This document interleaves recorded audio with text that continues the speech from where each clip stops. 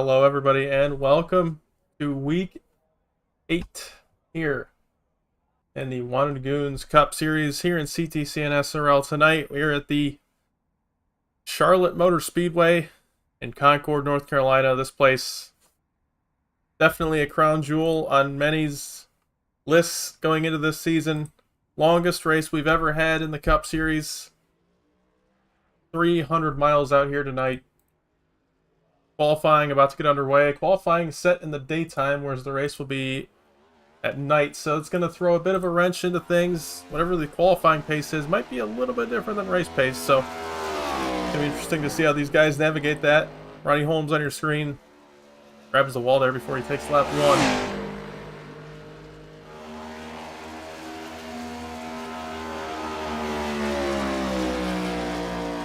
Thank you to Mike Christopher and Low Drag Esports for sponsoring tonight's race for the Low Drag Esports 300. Gonna have 4 total stages tonight. 3 of them will pay out points, and then obviously the final stage will be the end of the race.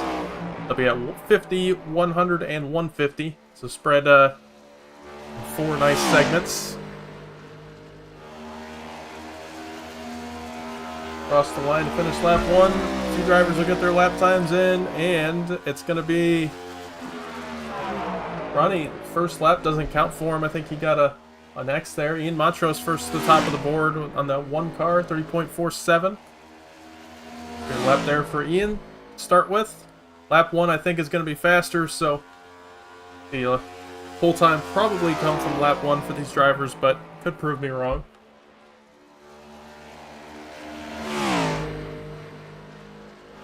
Off of 4 for Ian.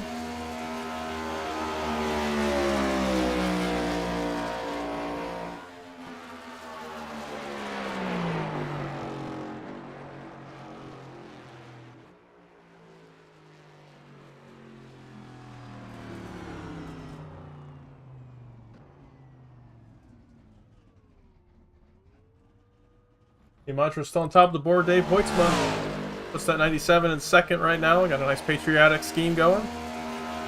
Patrick O'Keefe puts that 71 in third. Cody Cleaver puts it in fourth. And Dalton Hayes, top 5 in qualifying right now. Trevor Trego up to third on the board. OG Gear 37. Looks like he's got some good speed here at Charlotte. Matthew Blackley in the 41. Garrett Wolfbarger, top of the board in the number 32. 30.468. It's ahead of Ian Montrose for that top spot. See if anybody else can improve on that lap time. Wyatt McCombs about to finish up his first lap.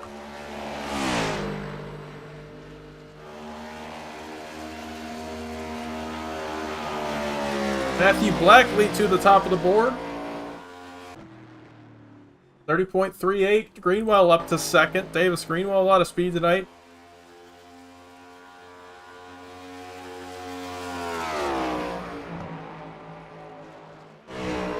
Casey Graves coming out in the 01. Blake Giglio, he's working lap 1 right now.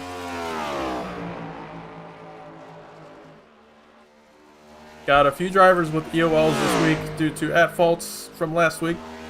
And it's actually more than a few. I think it's about 10 to 12 drivers that are going to be receiving penalties to start this race. So quite a messy race last week in Indianapolis. See if we can improve on that tonight. Giglio to the top of the board, 30.31.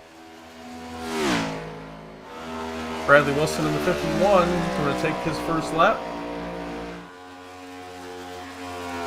Casey Graves working his first lap. Jacob Peterson up to third. Nathan Scott was able to get it in fourth.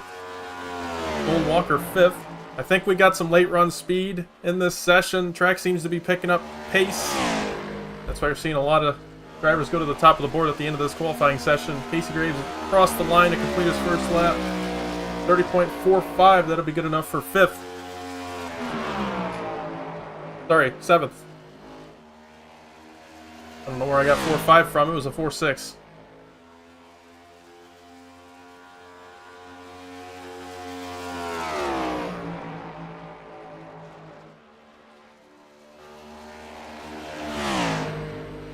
Bradley Wilson in lap 1 did not count for him. Grabs the wall in lap 2. That might be thrown out qualifying session there for the 51, and it will be. So he'll be starting from the back here tonight. We're going to move on to the race. We'll be back with you in a moment as we get ourselves situated to start this race. Just one moment.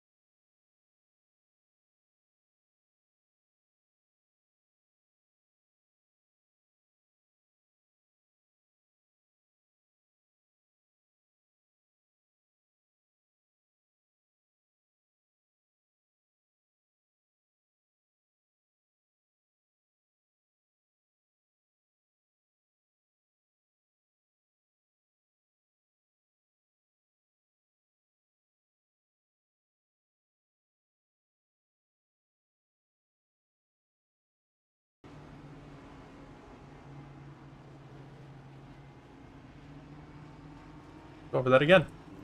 Iglio first, Graves second, Scott third, Blackley fourth, Peterson fifth, Walker sixth, Greenwell seventh, Wolfberger eighth, Montrose ninth, Aguilar 10th. Starting from the back, McCombs 11th, Trego 12th, Pointsman 13th, O'Keefe 14th, Cleaver 15th, Dalton Hayes 16th, Garrett Warren 17th, Mateo Ortiz 18th, Alex Allen starting at the back 19th, Ryan File in 20th,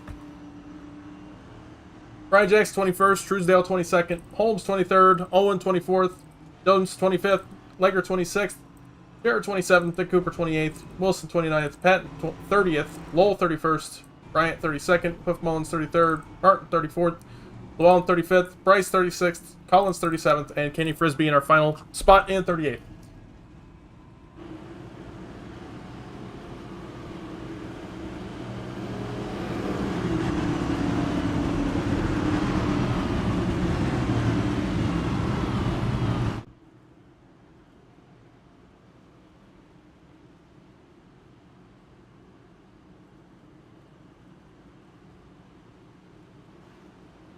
Alright, field gonna go green this time by.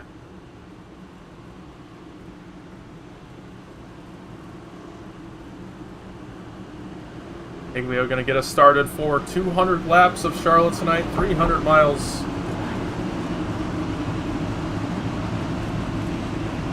Longest race in Cup Series history here in CTC.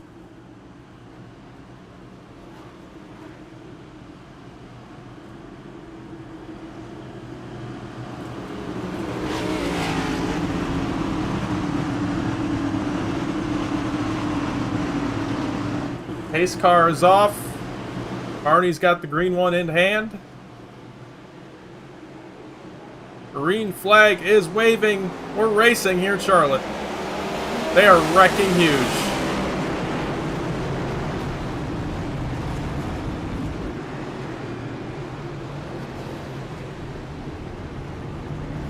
Many drivers taken out in this one. Many drivers unhappy with each other after this one. And I can imagine why.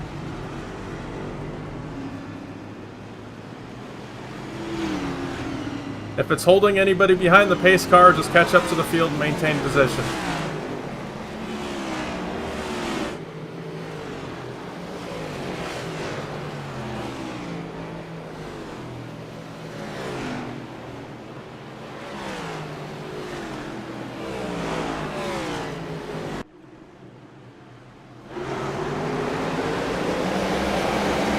Wow, so it looks like the 41 hit the 01 before the green even came out. Right on board.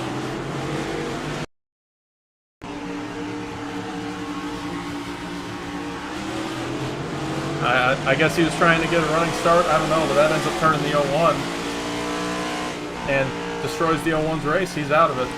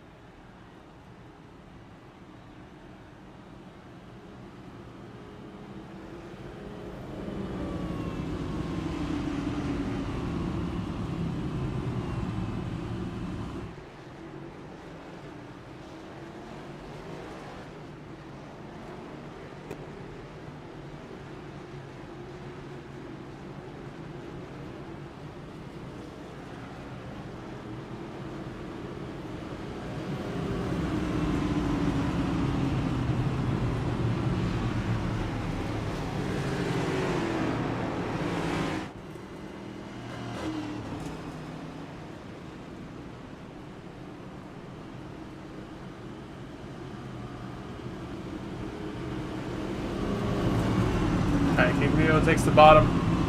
Gonna get us started once again.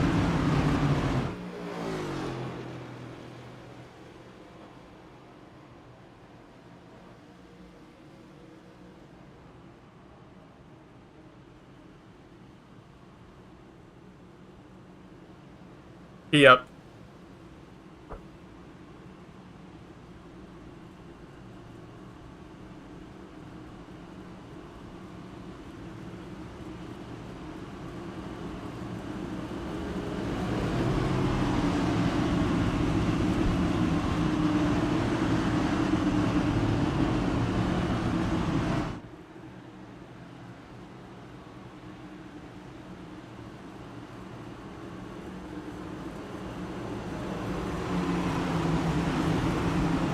Alright, pace car is off. Let's try it again.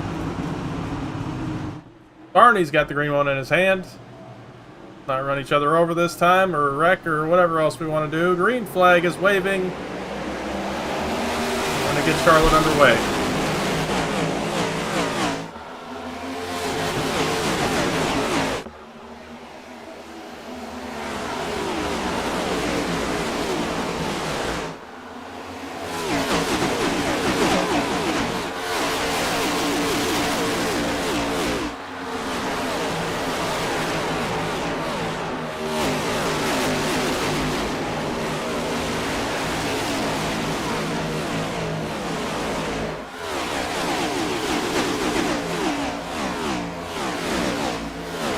Giglio leads lap number 1.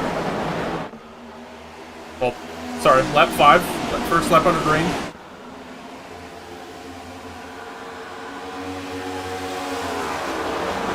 And both drivers come down to take their drive-through penalties. Jeff Price, Cliff Mullins just came up. 99, Alex Allen still has yet to take his. Casey Graves, obviously, after the first wreck, he is out of this one. See if he tries to fix the damage and come out, but pretty extensive damage for the 01. Gabriel Truesdale, he as well took on a lot of damage from that wreck, so he is back on the racetrack, but I think his car is okay. Looks like Jeff Price and Cliff Mullins are both going to come out one lap down. Jeff Price in the lucky dog position for now. Alex Allen does come down and take his drive-through, and he's going to go one lap down. Giglio goes by pit road.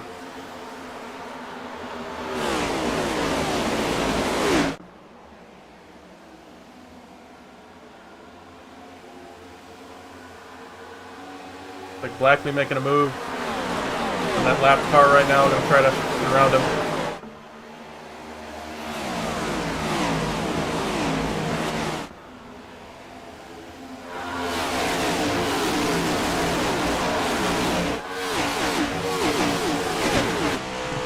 That bumper, Giglio looking back at the field. Still in daytime conditions right now. 87-degree track temperature, 80-degree ambient.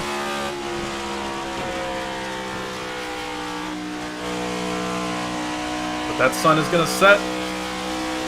This race will end under nighttime conditions.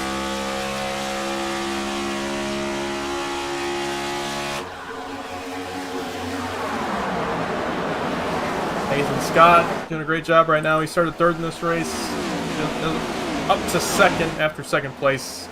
Got the DNF. Jacob Peterson, he started fifth. He's up to third. Blackley right where he started in the fourth spot. And Bradley Wilson, starting 29th, is up to the 8th spot. So big move from the 51 so far this race.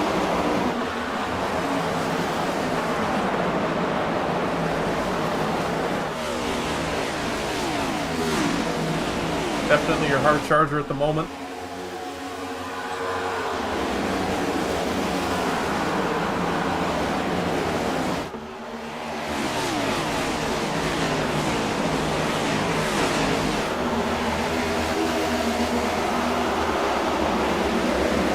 Nathan Scott all over the back bumper of Giglio for the lead.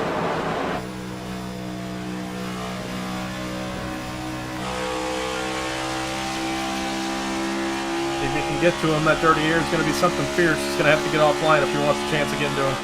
He will. He's going to go to the top 3 and 4. Giglio goes up to take his air away.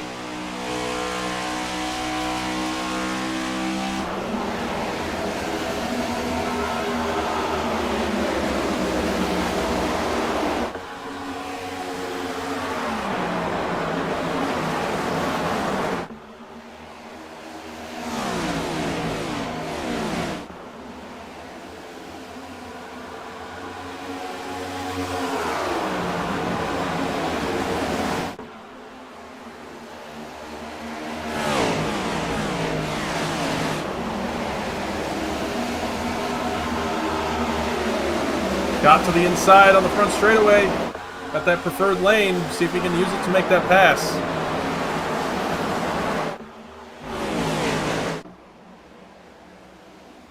The back straightaway. Peterson loose in the background right there.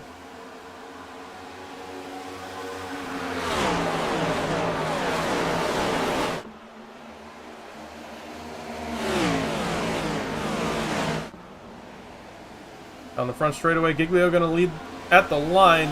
Scott still trying to take the lead away. Saw these two earlier in the season going at it at Darlington.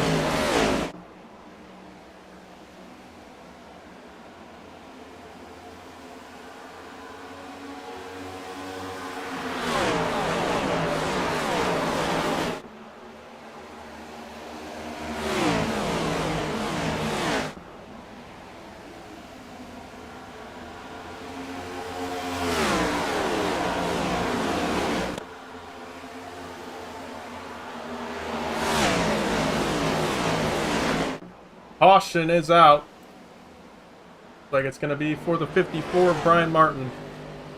Round on the front straightaway. See what happened to Brian. OG gear replay. Brian loose in 3 and 4, trying to save that car, and ends up spinning back up onto the racetrack. Back it up a little more, see how it starts.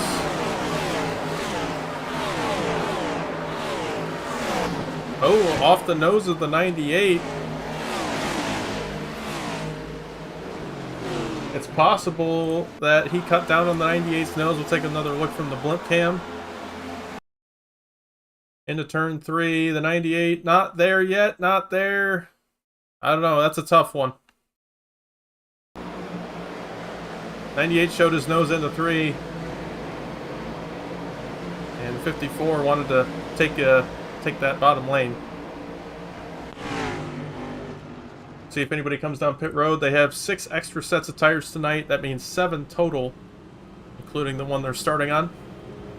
This would not be on time to take a set of tires yet, but they put quite a few green flag laps on them, so there is going to be a difference if you do come down and take tires. We'll see what they decide to do.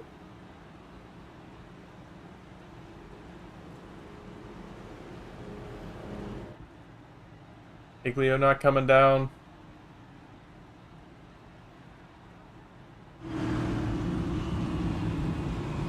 People faking out, but nobody coming down right now. Might see some guys in the back come down. First one's going to be the 97 of Hoytsma, followed by the 56 of Lowell, and quite a few others.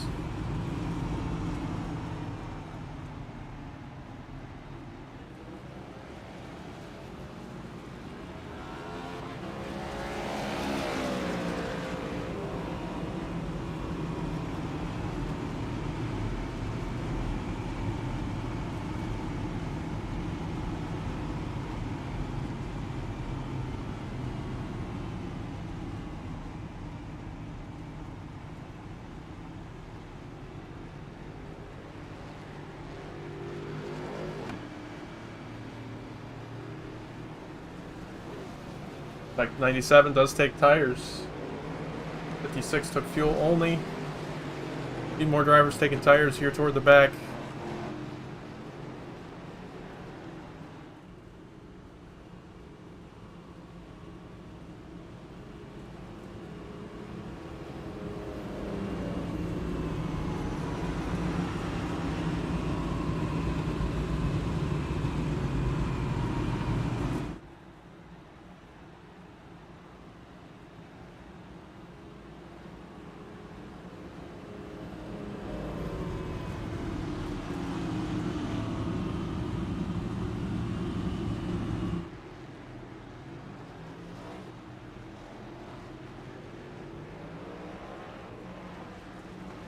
Giglio going to take the bottom on this restart.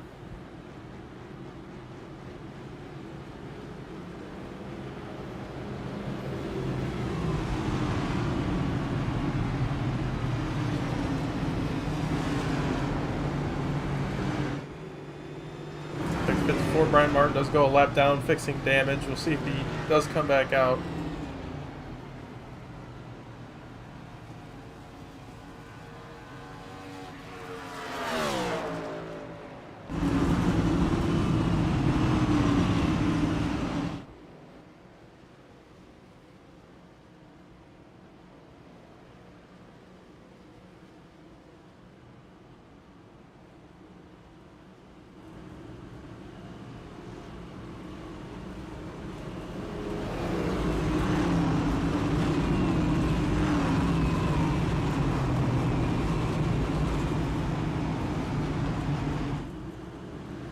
Oh, look at that. iRacing forgot to put the safety barriers in behind the wall. That's nice. Very cool.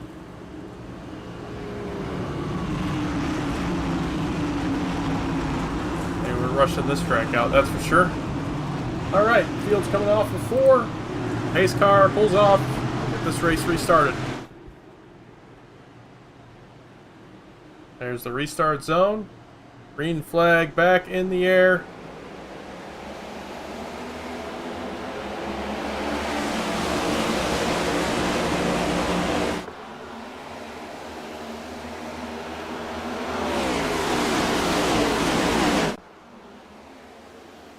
Igloo out to a lead. Scott and Peterson side by side for second. Now they get single file. Gonna be Montrose and Blackley. Montrose dives to the bottom of the inside of the 08, catches the apron. That's gonna ruin his run.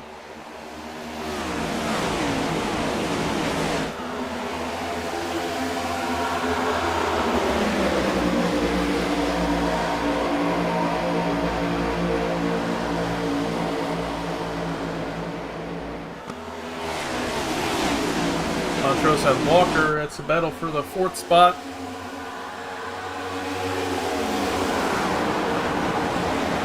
Walker using that top lane. Oh, got a little loose into 3. And he's now side by side for the 3rd spot.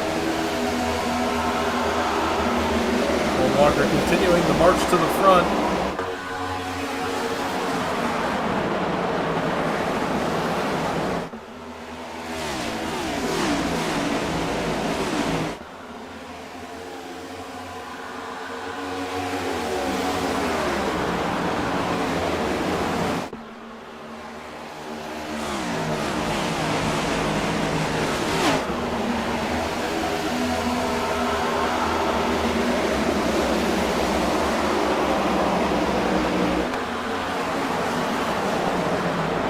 Blackley, ooh, cut down right on the front bumper of the 32 right there. I thought he was going to get turned. Got loose off of 2. And Walker was able to take away the 3rd spot. On board with the 08 just behind him.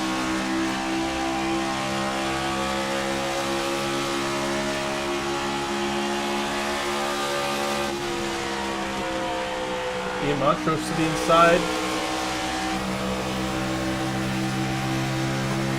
Oh wait.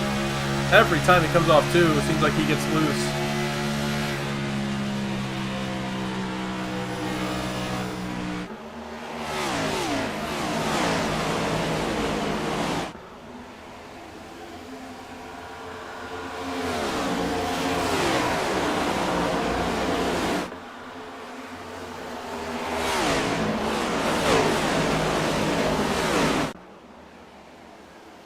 Bradley Wilson, Jacob Peterson.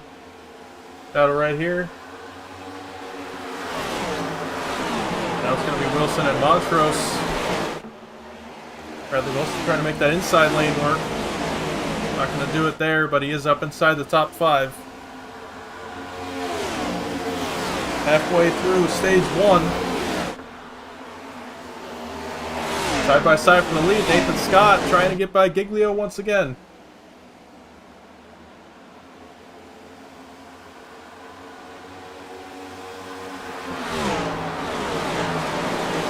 That inside lane. And he is going to get by Giglio. So new leader for the first time tonight. Nathan Scott out front.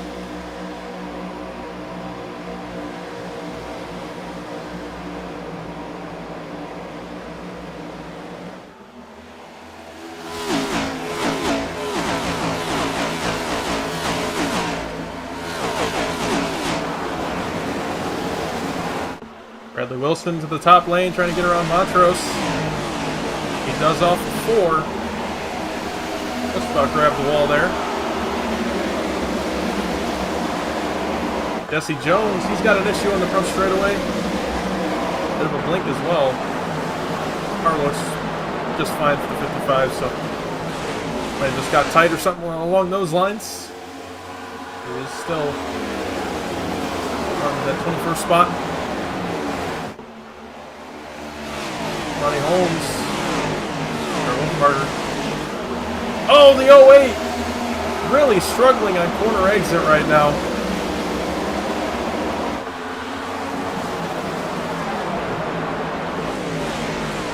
He's got to be careful. Better exit there for the 08.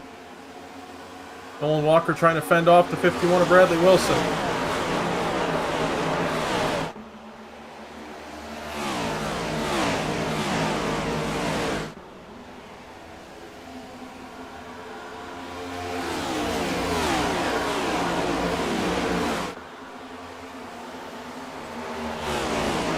Oh, Wilson in the wall there on the entry to 1. That's going to give the 77 the spot back. 32 and 08 still battling for the 6th spot.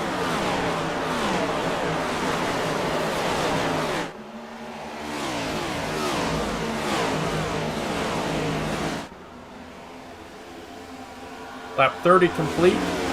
20 to go in stage 1. Good racing going on right now. Seeing a lot of battles. Doesn't seem too hard to pass. You can make both lanes work as the 51 gets by the 77 for 3rd.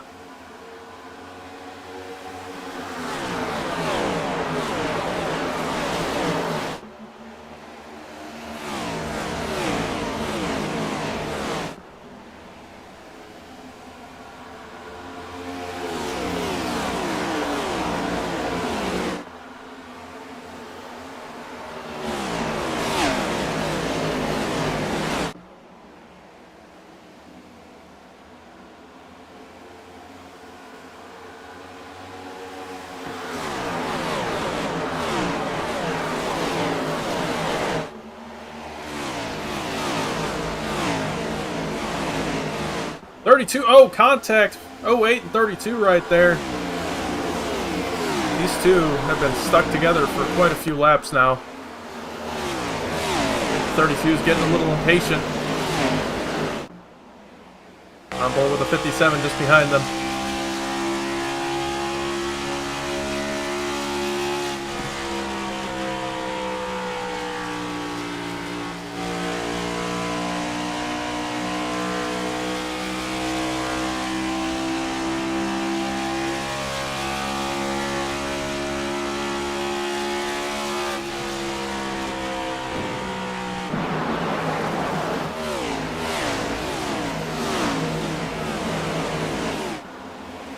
Wolfenbarger gets by for the moment.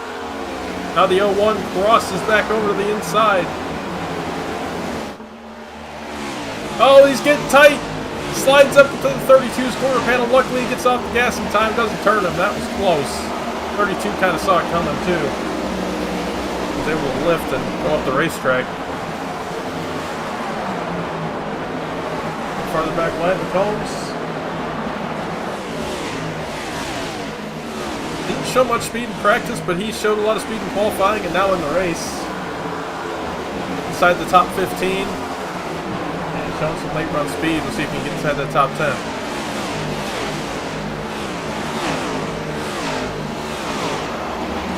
'97 Dave Boyce when he took tires on the last caution 17 laps ago.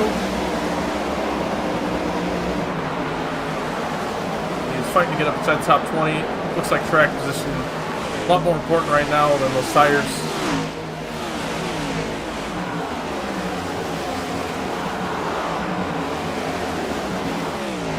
Montrose Nolan Walker will be battle for 4th here, I think, shortly. Cody Cleaver trying to fend off a lot of cars behind him.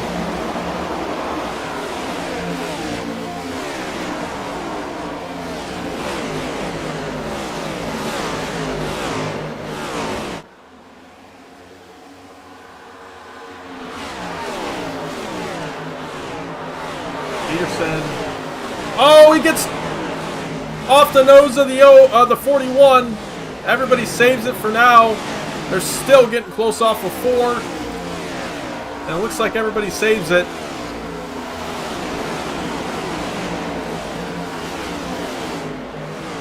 That was a close one. Let's take a look back at what happened right there.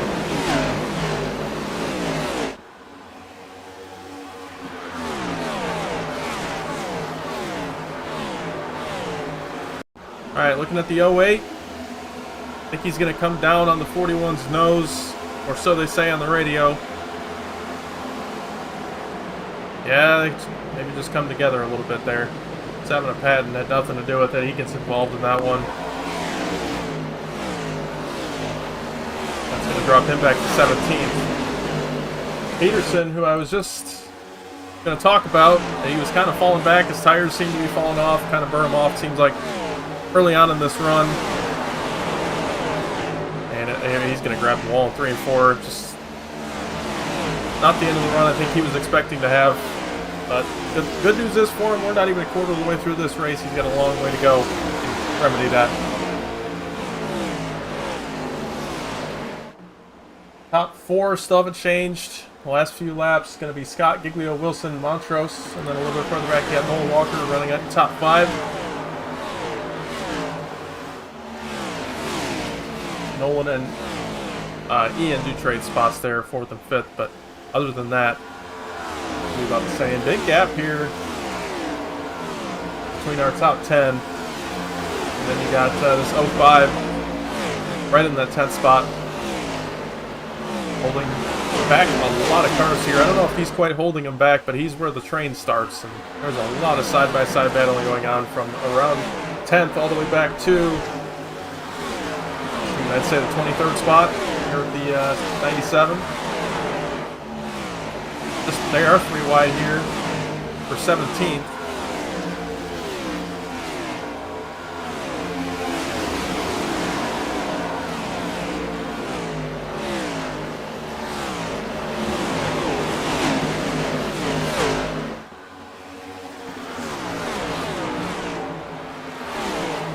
Walker about to be under fire from the 32 at Wolfenbarger.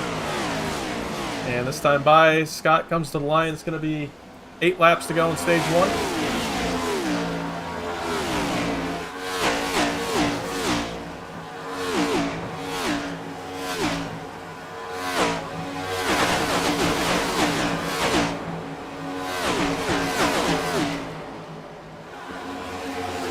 Somebody turned out the lights. Sun definitely starting to go down. We're losing light. Hopefully, track officials will turn on the outdoor lighting here in a little bit.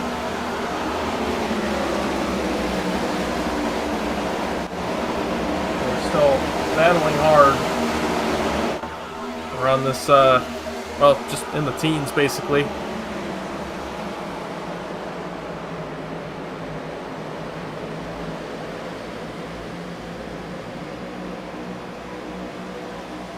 Like Brad Patton was able to get through the mess, and he's back up inside the top 10. Came all the way from 17th after that contact, so that 7, I think he's got some speed. Just got to get through the track position. Just about 3 wide right here. The 52 backs out of it. That's the type of patience you don't see from a lot of people. There he is, going to make it 3 wide there. He didn't have much of a choice. The 05 kind of slowed down corner entry, but it's the type of patience that gets you through races. Just kind of recognizing a position that you could put yourself in is not going to pan out the best for you, and backing out. And I think that situation there on the front straightaway, if he took it 3 wide, there was a chance a car could have cut across his nose. So it's the type of stuff you'll see. You don't really see it on the broadcast throughout any races. Just tough to catch, but that kind of thing is what keeps these long green flag runs going, is people taking a second and go, hey, maybe that's not the best decision to do before we're even a quarter of the way through the race. But for the lead, Bradley Wilson, Blake Giglio, it's going to be a side-by-side battle. Not, why did I say for the, it's for second. For the second spot. Could be for the lead if one of them gets by and gets more speed than the 60, but it's not for the lead right now. And I got to stop saying that.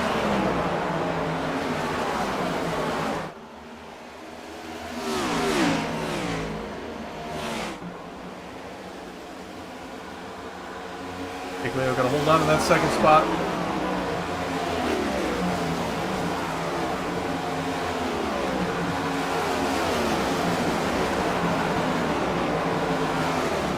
Roll Jacob Peterson. Peterson very tight, center of the corner. That's a good run off. And Giglio and Wilson back to the battle for second. Wilson just about clear, not quite.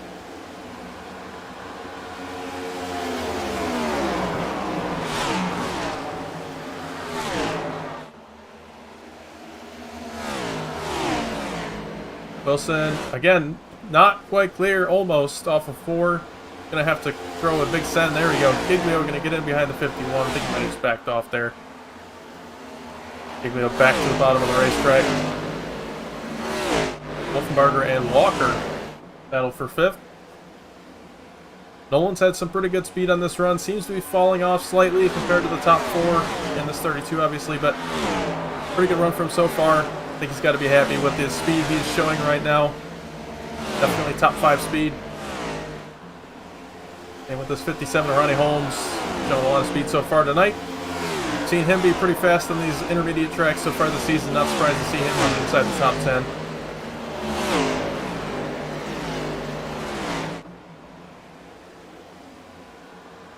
Driver who I'm impressed with right now, Kenny Frisbee, running inside this top 10. Shown a lot of speed in qualifying so far this year, but races haven't exactly panned out for him. And right now, panning out pretty good for him up inside the top 10. And we're about to wrap up stage 1. Nathan Scott going to win this first stage.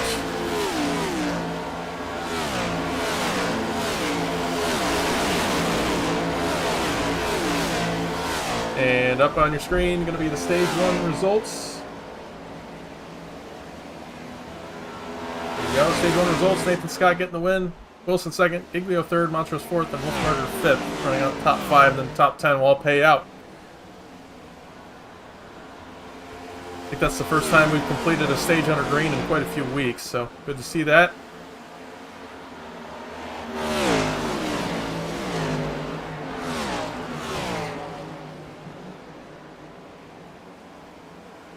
Wilson firmly into that 2nd spot. Giglio about 2/10 behind him.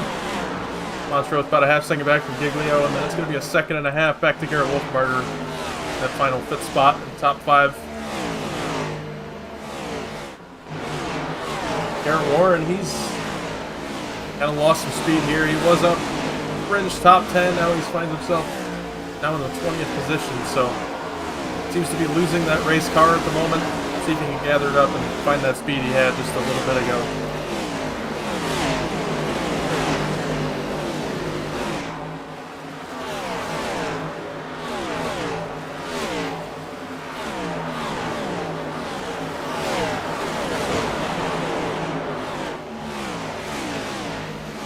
Go to Cleaver, Davis Greenwell. These two looking for a good run, especially Cleaver. He's had a tough go of it the last few weeks. Indianapolis, he could not stay out of trouble, and I really couldn't pin any of it on him. He has just seemed to be wrong place, wrong time pretty much every race this season, so I think he's a lot better than his results have shown. I think he can finally break through that curse and make home a nice finish tonight.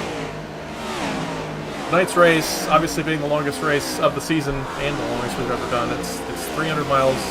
Could last quite a while if we get a lot of yellows. Hopefully we don't. And it's going to be a battle of attrition. Whoever's got the most endurance. I mean, 200 laps is no easy feat, especially in a car like this. Every lap you are white-knuckling to either not plow tight or not lose it off the corner. This track is very tough, very bumpy, and the transitions are harsh, so it's no easy feat to even complete a few laps here if you're not trained enough and haven't done enough practice, and let alone do 200 laps, race around 37 other cars.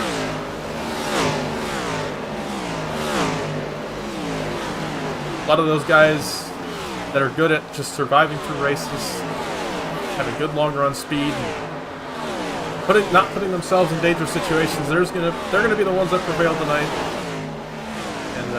It's going to show at the end of the race, I'm sure.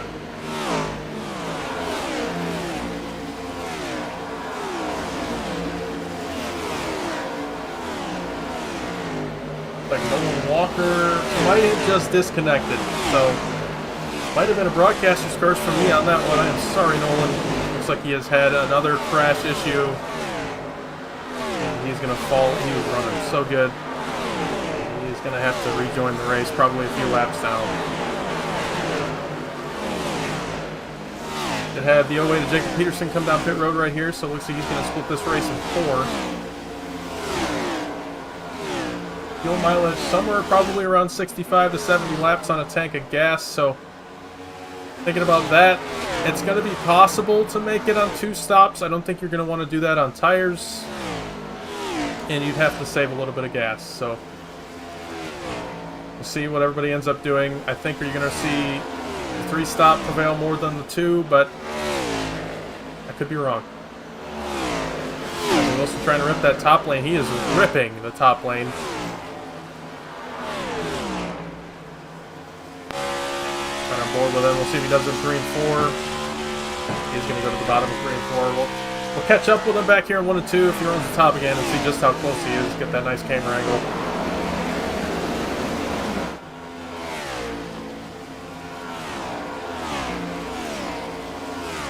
He is going to go to the top. You can see just how close this 51's running to the outside wall. Not quite as close this time around. I think he got scared there. He kind of tagged the wall the last time.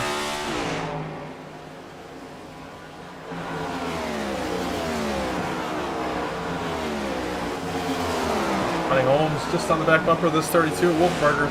He's got Brad Patton with him. Patton has run these guys down from quite a ways back.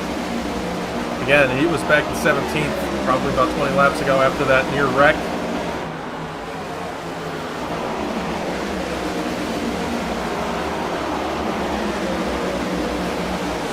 And he's gonna, Ronnie Holmes gonna try to get by this 32.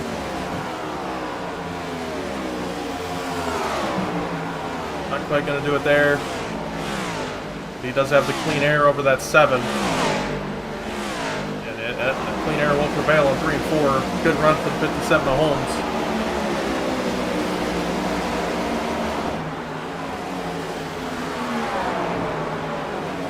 The 1 and the top lane going to prevail as Patton going to look to the outside of the 32, and he's going to take that spot. He's going to use the top lane in 1 and 2.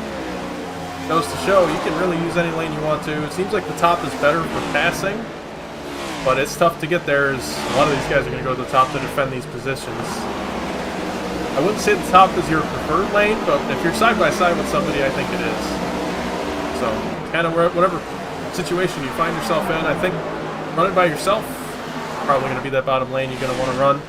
Just a little more grip down there, but top lane gives you that straight run off the corner, even if you're side by side with somebody.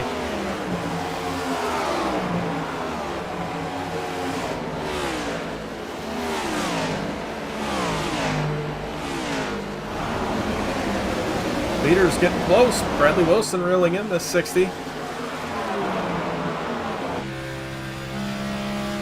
Running on board with Bradley as he tries to run down the leader.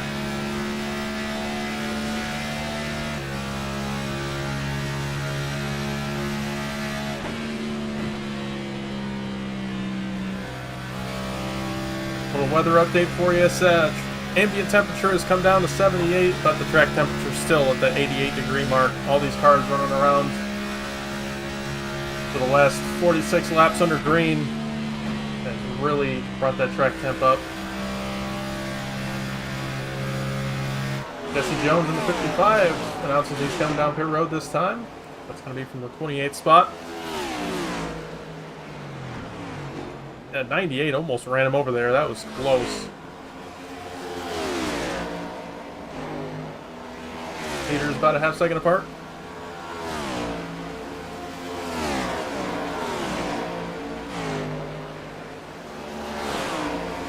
A Lowell got up inside the top 10 here. Kenny Frisbee falls back to 11th, only 1 spot lost since we last checked in.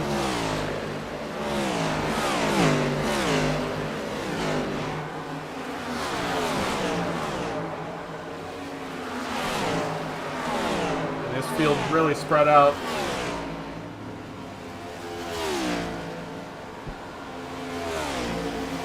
Turn 1 entry right here. There's the leader. The rest of the field come by. Just see how spread out they are.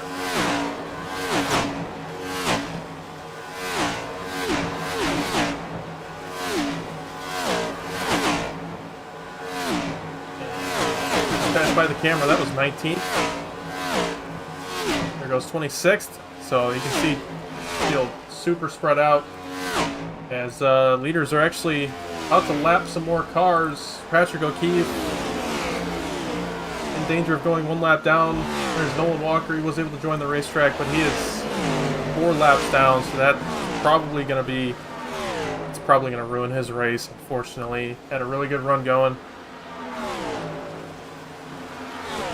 O'Keefe, he's got damage from the lap 1 wreck, I'm pretty sure. Looks like we got a treading paints issue going on. We're going to see if, yeah, looks like it crashed. We're going to see if we can fix that really quick, sorry. To these guys, if their paint's not showing up, but it's out of my control. Start this race, treading paint's just having problems. Nathan Scott from the lead comes down pit road on lap 69. So that's going to mean he is out of gas pretty much. 69 laps even with the 2 cautions. So there you go. That plays into what my theory. You can make about 65 laps under green unless you start saving. So I don't know. It's going to be close to make it to the end on 2 stops, but it looks like these guys are going for it. Wilson comes down pit road, but he gets a speeding penalty. Huge. Oh, wow. That is terrible. He was running second, running down the leader, had a ton of speed in that 51, and he's going to speed. Hate that for him. I really do. Here comes the 16. Make sure he gets slowed down here. He's coming from the lead. Looks like he is going to be okay. That's going to hand the lead over to Brad Patton during pit cycles here. Good news is for Bradley, once everybody cycles out, he should only go 1 lap down. I think it's going to be close. He's going to have to drive hard to stay on the lead lap, I think, but I think he'll be okay.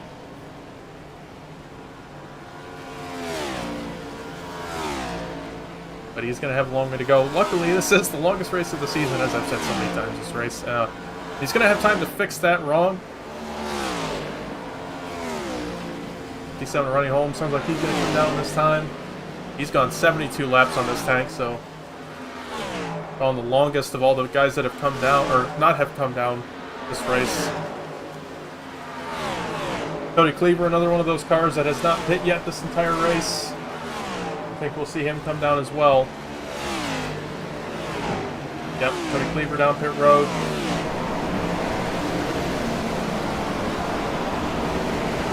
Not sure what happened to Kenny Brisby on the apron. Pretty much that whole lap. Not sure if he ran out of gas.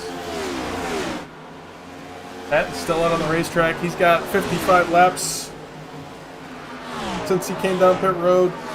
So he could probably go another 10 or 12 laps. So he's got to come down pit road. And I think he'll run all of those. It's going to hurt him on track position. But if caution comes out right now, he'd be sitting really good. Like we have 13 cars that still have yet to pit. That number's going to actually go to 11 here. Patrick O'Keefe, final car that has yet to come down pit road. Alright, and Cliff Mullins, he is 1 lap down. So it's going to be 12 cars. Ryan Jackson comes down. That's going to be from the 9th spot, I think. Of the guys that have pit, Nathan Scott will have to lead once everybody cycles out. And he'll have to lead by quite a wide margin. He had to take a full 20 gallons of fuel, and that ended up increasing his pit stop time by 2 seconds. Same with Giglio. Those two both had empty gas tanks, and that means they had to take 20 gallons, which usually equates to 3 cans of fuel. And that's going to take a little bit more time than a 4-tire stop. Unfortunately for them, they needed those extra 2 gallons if they want to make it on 2 stops. Brandon Bryant comes down. Brad Patton still out. Still has yet to pit. He's still in the lead. Aiden Lowell in second. Nick Cooper third. Nick might be coming down here.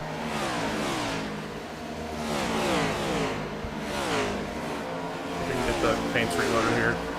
Got a few missing paint files, and I'm sorry to the guys that their paint's not loading, but Crazy Paints just does not seem to want to load cars right now.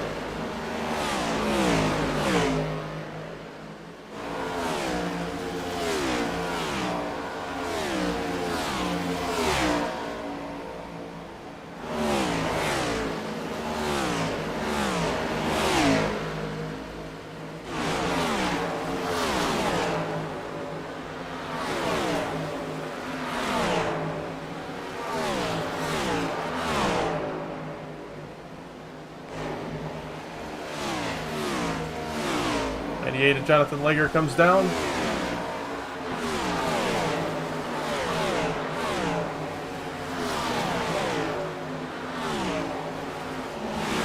Wolfenbarger closing in on Giglio. This would be for third once everybody cycles out. Or this would be for second. It would be second and third.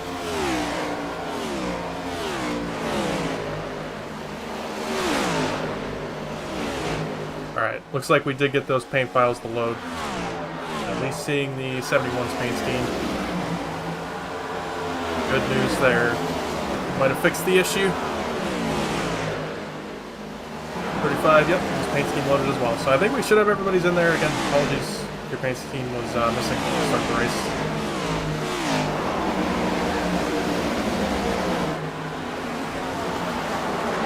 Nathan Scott, that lead he was able to build hitting earlier is, I mean, massive. He's got 4 seconds over Giglio, who will cycle out to second once everybody pits, so. He pit 2 laps earlier than them.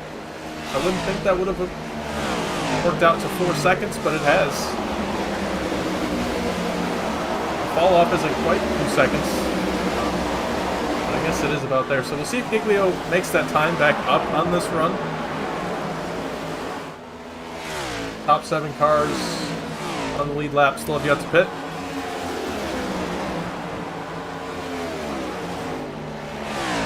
Those cars that pit, they have gone a lap down and some change. I mean, even with running 10 laps out here under green with newer tires, they're still not back on the lead lap. So you go probably about a lap and a half down pitting here. Checking on Bradley Wilson after the speeding penalty. He is 2 laps down at the moment. Obviously, once everybody cycles out, he should go back to 1 lap down. Like about a lap and a half off the leader. Something like that. Cooper calls out he's pitting this time. There he goes.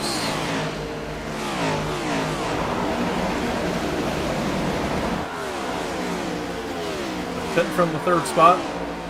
Brad Patton's going to be coming down, so I think these guys are running out of fuel. This would make 65 laps on this run. Patton down. Hayden, second place. We'll see if he comes down. Patton will come down. Lowell does not. See if Hayden was able to lead this lap, get that bonus point. He will. So Hayden Lowell going to lead 1 lap at least. Ryan File, he's going to come down pit road.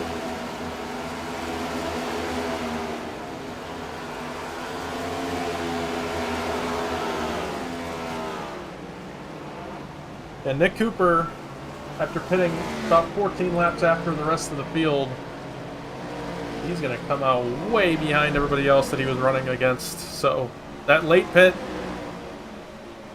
not going to work out for him.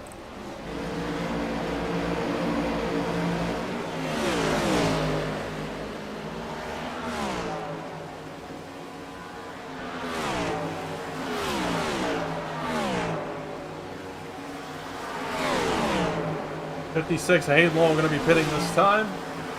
Looks like the lights should be coming on soon if they haven't already. I can't tell. I think they have, yeah. So the lights have just turned on. There is Lowell down pit road from the lead. That'll leave Dave Hoytsma out as the lone lead lap car that is yet to pit. He's going to stay out another lap. See if he can lead this lap. He will, so get that lap led. 1 lap led for the 97 tonight. Gets a bonus point. Right now, our fastest lap bonus point will go to the 16 of Giglio with the 29.45. We'll see if that holds up.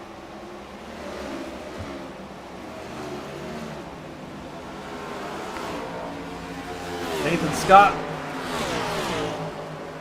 could cycle out to the leader, and it's going to be by about 4 seconds over Giglio. 97 stays out another lap. And him staying out right now is trapping a lot of cars a lap down. Once he pits, that will be the full cycle. Everybody will be where they should be.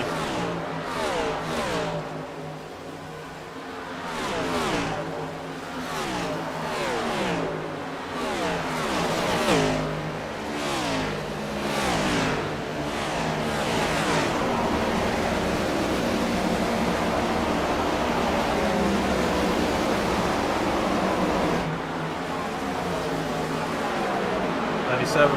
Voigtsma going to come down this time. That will be our final car that is yet to pit. He was able to go 70 laps on this run, so he was saving quite a bit. And he's going to be plenty good to the end of the race on fuel.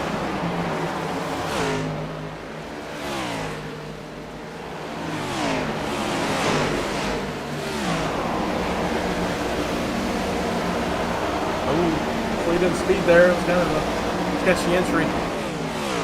Looks like he's going to be okay. No black flag for the 97. And with that, everybody will have cycled out. And Nathan Scott back to the lead. Battle for second seems to be pretty close. Got Neil and Wolfmarker still battling it out for that second spot. Mullins just behind them. He's 2 laps down. Trying to make up time on the leader and get one of those laps back.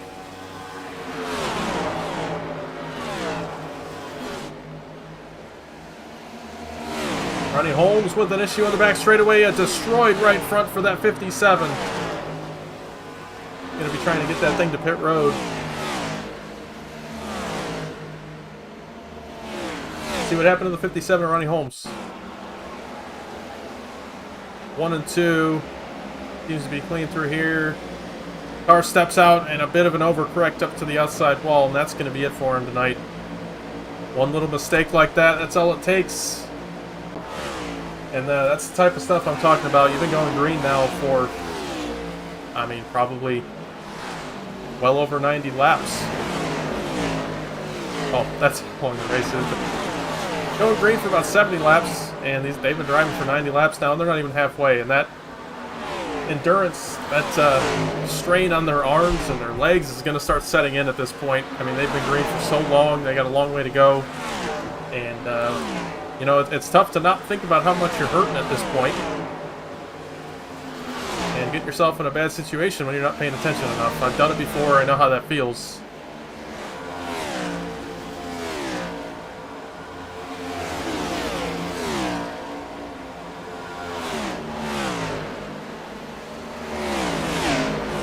Blackley trying to hold off Trego and Patton for this 5th spot.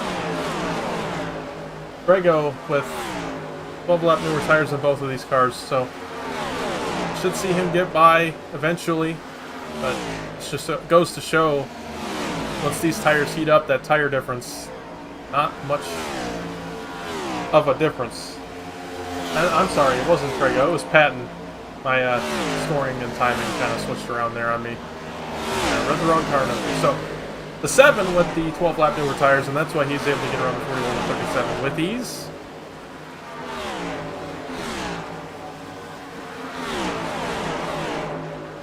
Giglio still with Wolfenbarger, right on his back bumper. A little bit farther back, Nick Cooper and Hayden-Long with some of the newest tires in the field.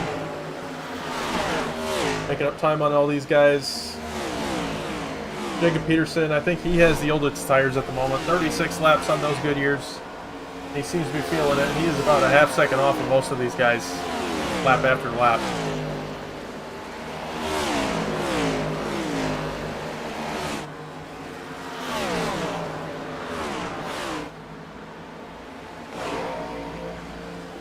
Alright. Been green for a while now. We're up to 5 to go in stage 2.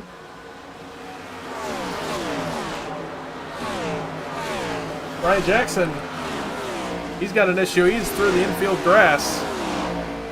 I don't see any damage on the 15, so I just got loose there off the floor.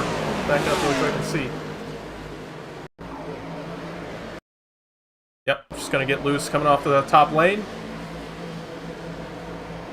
And he does get it slowed down. Doesn't get sideways or anything, and he's going to fall out. He's coming down pit road this time, so it's going to be an unscheduled stop for the 15.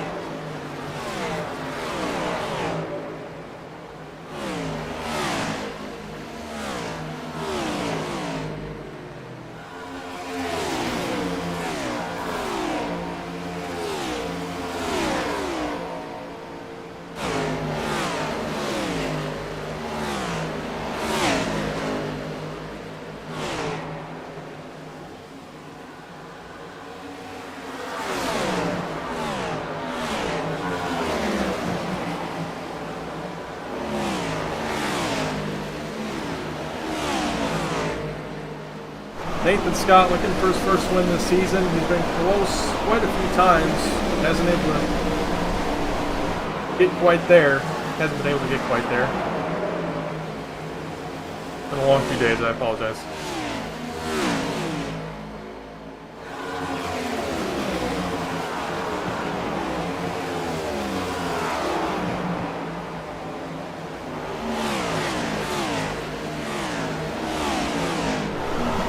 To go in stage 2. Nathan Scott over the back bumper, that's 52. Was in danger going one lap down. He's lapped all the way up to 22nd. It's about to be 21st as the 52 goes a lap down.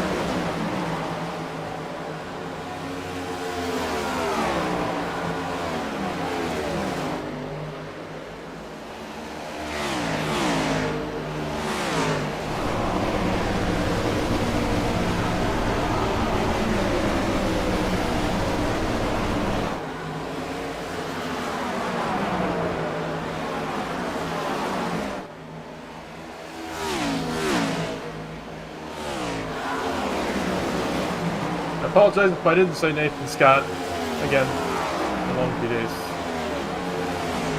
Probably going to be quite a few grammatical and just general mistakes for me tonight.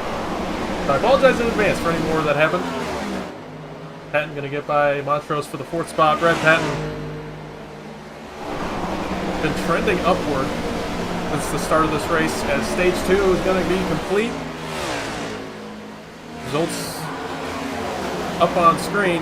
Nathan Scott takes home another stage win, so that's going to be 2 playoff points for him tonight.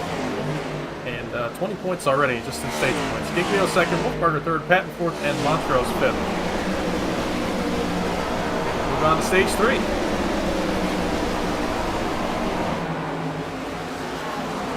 That said stage 1 results. Gotta love it.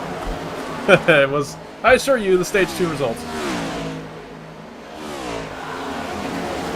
Giglio and Wolfenbarger battle for 2nd. Wolfenbarger's been right on his back bumper since they came out of pit road. Now, just trying to get that move done. Wolfenbarger was our winner last 2 times out at Charlotte. Running in 3rd right now. Fortunately, I think he's going to need a caution if he wants to catch this leader. Could be wrong, but well within striking distance, being in the top 3.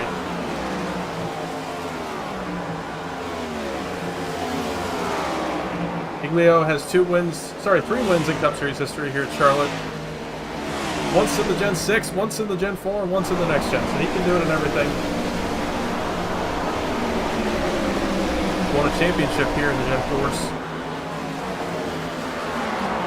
A bit farther back, take a look at this 37, trying to move up 41 of Matthew Blackley.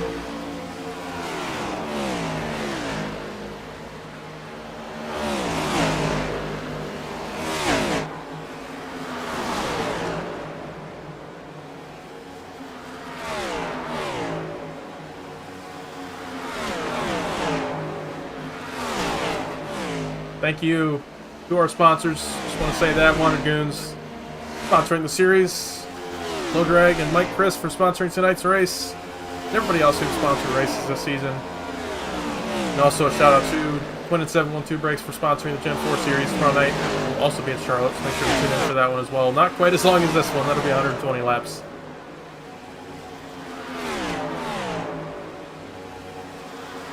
Alright.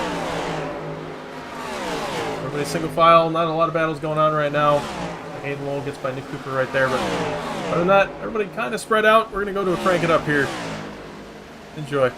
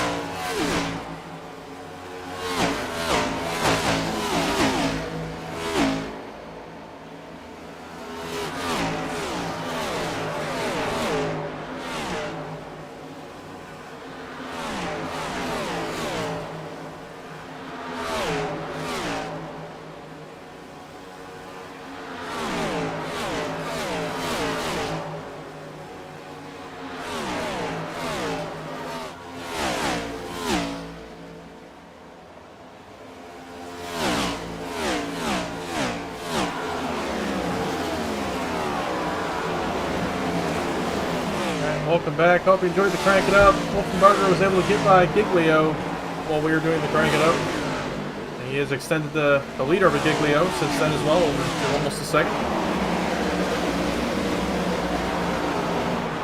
Leader has gone about 44 laps on this stint. We'll actually bring up on the ticker everybody's lap since they came down pit road. You can see just how old their tires are. Cat with the newest tires by far in this top 5.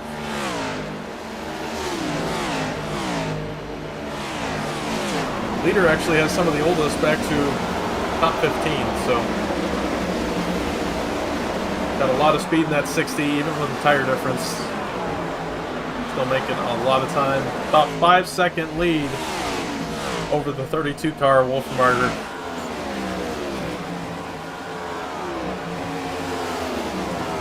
Right on board with the 60 for a lap here as he navigates through traffic.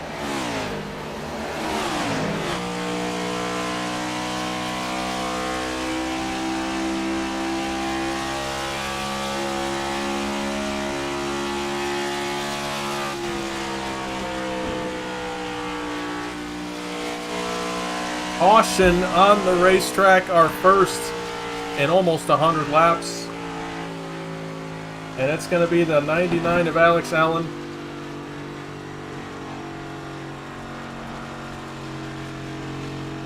Let's take it out.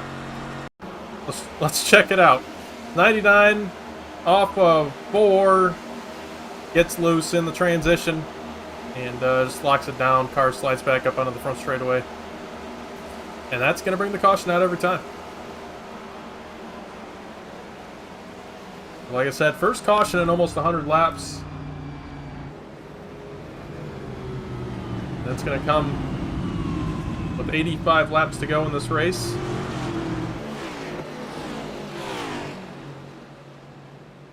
"19 cars on the lead lap. The 60 put on an absolute clinic through these first 2 stages. Who elects to take a wave around here, I think we're going to see a lot of cars pit. A lot of old tires. I mean, everywhere in the field. Toll Owen in the worst position right here. He had just come down pit road. And that's going to put him 2 laps down. But he is going to be able to take a wave around and get a lap back here. And I'm sure you're going to see every car on the lead lap come down. Most of them have over 30 laps at least on their tires here, so... Got a lot of tires left in the pits. That is a no-brainer to come down here. I think it's going to be a 4-tire stop for everybody as well. Nathan Scott leads him down pit road.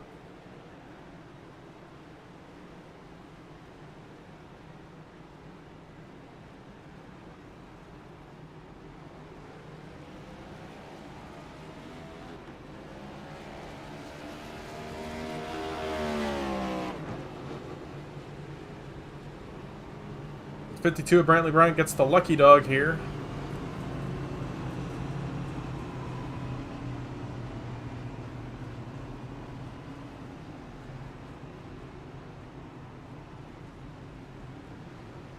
Scott wins the race off pit road. Followed by the 16, I think, barely got second. And it's going to be the 7 and the 1, top 5 off pit road.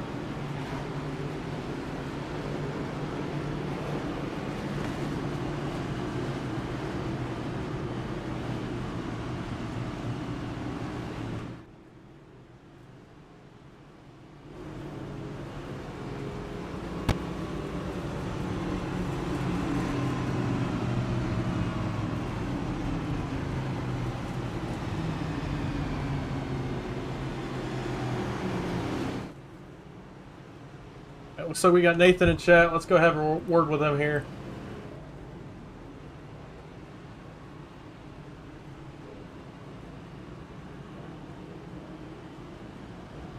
Hey Nathan, it's Lucas. You got me? Yeah. Hey man, up front right now. Led a lot of laps. Won both stages. Looking fast right now. What are you thinking for the rest of this race? Just keeping the track position good. Strategy's pretty much just pit at the right time, and that's about it. So I just got to keep my track position. Got to keep them behind me.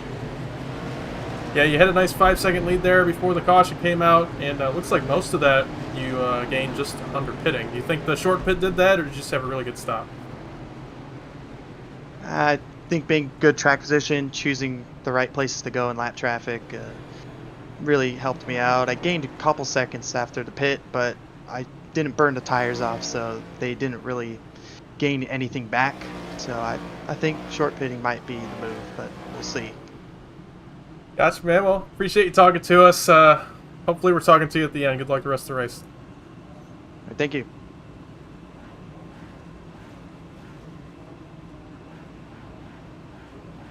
All right, that was Nathan Scott. Gonna be 82 laps to go when we take the green flag here. 22 cars on the lead lap.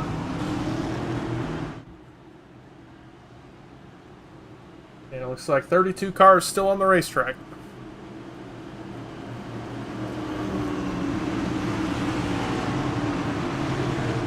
Pace car is off.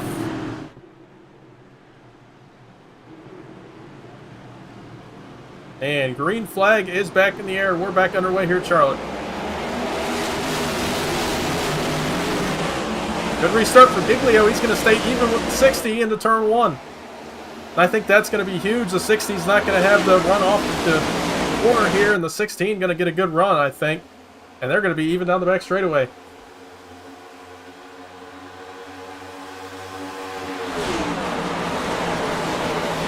Into 3, still side by side for the lead. Giglio, after starting on the pole, trying to get this lead back.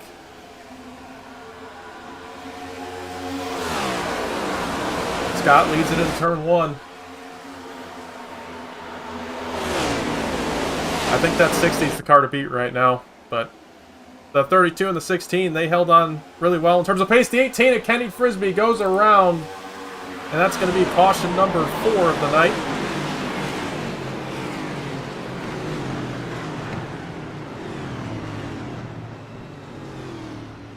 See what happened to the 18. So, blue Camry there, right side of the screen now, close to the center. And I think it's going to be the 05. 24 gets turned off the nose of the 51, and 18 trying to check up for gets turned off the nose of the 05. So let's see what happened to the 51 and the 24 here to kind of get this ball rolling. 24 sends it in, gets a little tight center of the corner. The 51 tries to make it 3 wide middle, and that's going to be netcode.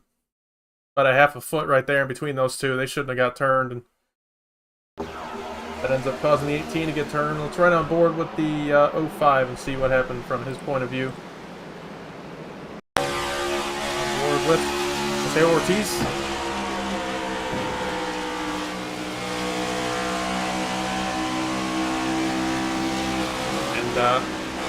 Not much else Mateo could do there. I mean, they're coming off the corner.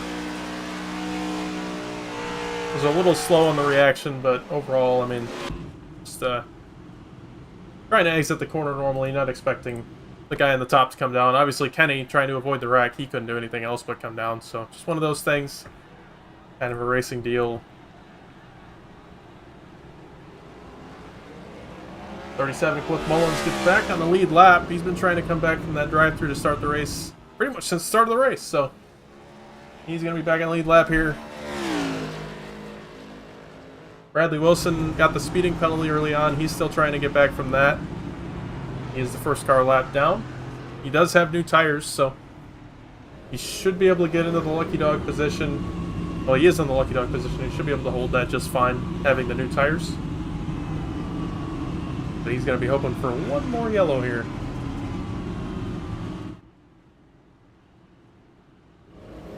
Alright, well, talked with the leader on the last restart.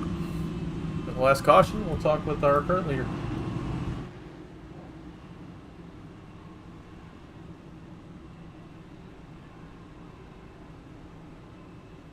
Hey Blake, it's Lucas, got me. How's it going?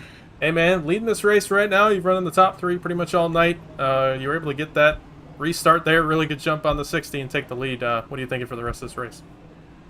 We're cooked. I can't drive this thing after 10 laps. I'm wrecking loose, and I don't know. Gotta play a dirtier game, right? So we'll see what happens, and hopefully we can hold these off. Hold these boys off. Yeah, definitely. I would say you are bad after 10 laps or anything. I mean, you were running second and third there. You and the 32 were trading blows. Do you think if you guys weren't fighting each other so hard, you would have had a better shot, or was it just the 60 driving out on you guys? He was really, really good there on that long run. He has been all night. I mean, I think he's the car to beat, but we got the track position. We were kind of taking each other's line there. You know, I was running the top, he was running the bottom to try to make up time, but it ended up just, I think, hurting us a little bit. So we'll see what happens, and hopefully one of us here can get the win. Absolutely, man. Good luck in the rest of the race. Hopefully we're talking to you at the end. Thank you.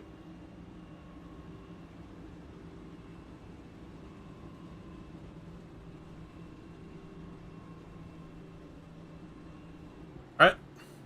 So, after our fourth caution of the night, it's been a really clean green flag race so far. I'd like to keep that up.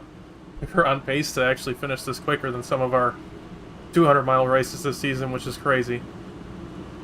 I think that's gone out the window, unfortunately, at this point with the two cautions, but still, we could finish in record time.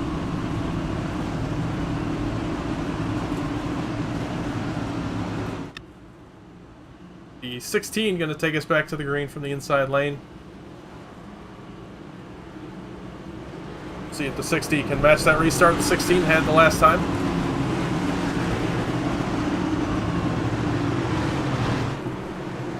Pace car is off. Through the restart zone they go, right there. And green flag back in the end of the 60, spins! Huge wreck on the front straightaway.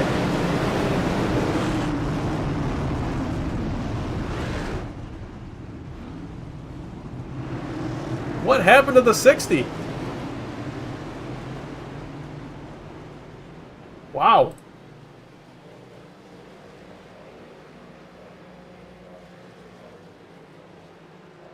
Back it up. 60 just spins the tires. No contact from anybody else. I thought maybe with how quick he spun, the 32 might have got him, but I think just a bad 1-2 shift causes him to spin down into the inside lane, and it is a complete parking lot after that point. Not much everybody can do when the front row spins their tires and slides right in front of them.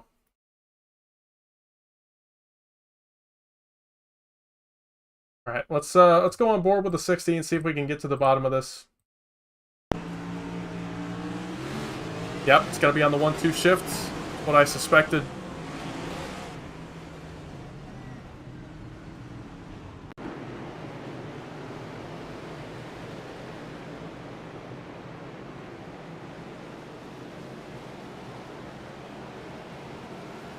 All right, so back under caution. Caution number 5.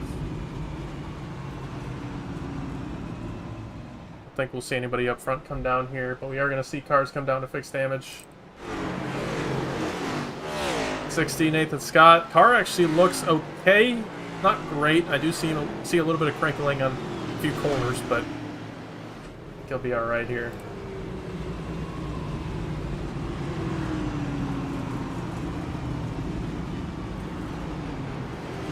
Bradley Wilson going to get the lucky dog here. That's the caution he needed.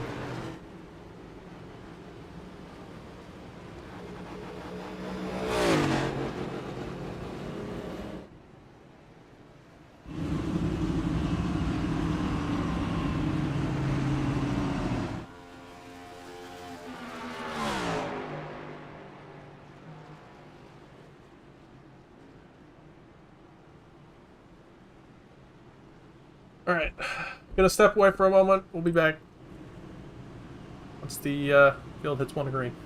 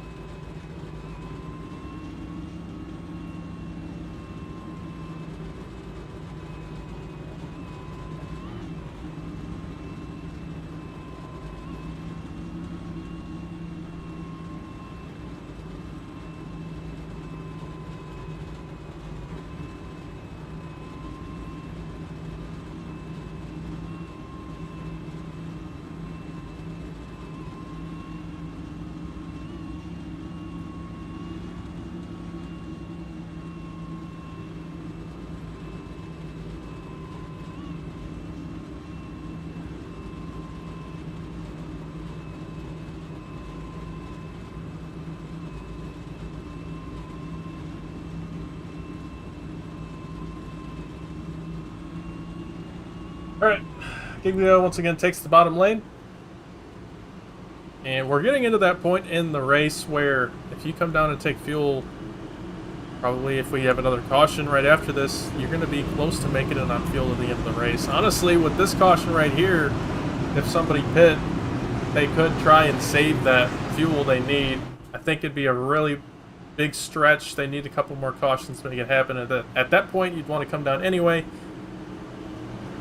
But I think it's not out of the question that somebody could save here, but it's very unlikely. Anyway, here we go. Back to the green.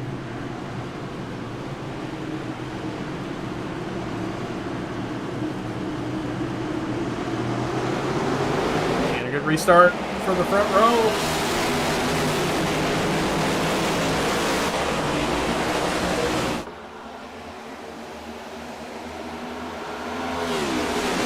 Scott looks like he's been able to fix most of the damage there.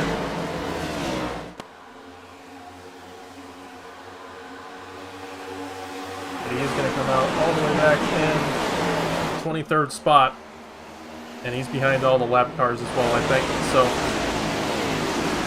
the long battle back to the front for that 60, but he's got the pace to do it, I think. Meanwhile, up front, everybody's sorting things out. Cody Cleaver, really good pace right now. He's fighting to get up inside the top 5. Battling with Hayden Lowe right now for 6th.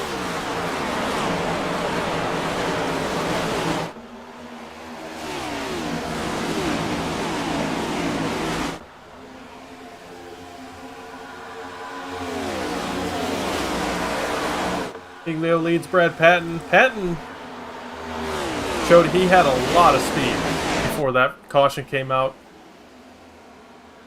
On lap 115, that caution, and Owen grabbed the wall in the background there. Looks like everybody was able to avoid him and he saved it, but that was close.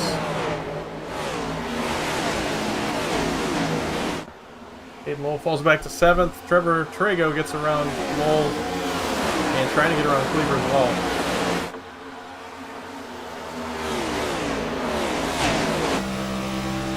Board with Cody Cleaver. He's going to lose that spot to Trego. Everybody getting the wall off the 2. Wow. Patrick O'Keefe. Oh, he is... Oh, man! Brandon Wilson off the nose of somebody. I can't tell what car that was. Might have been the 91 a share. And somehow he saved it. I don't think really anybody got damage in that. Unreal. But we stay green somehow after that near massive wreck.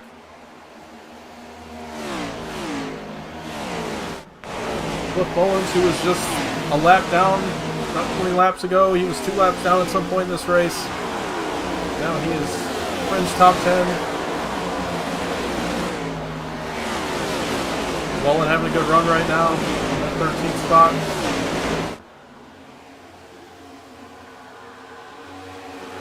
Trevor Trigger, we were just talking about him up inside the top 5. He is falling back 15th, so he must have had a problem.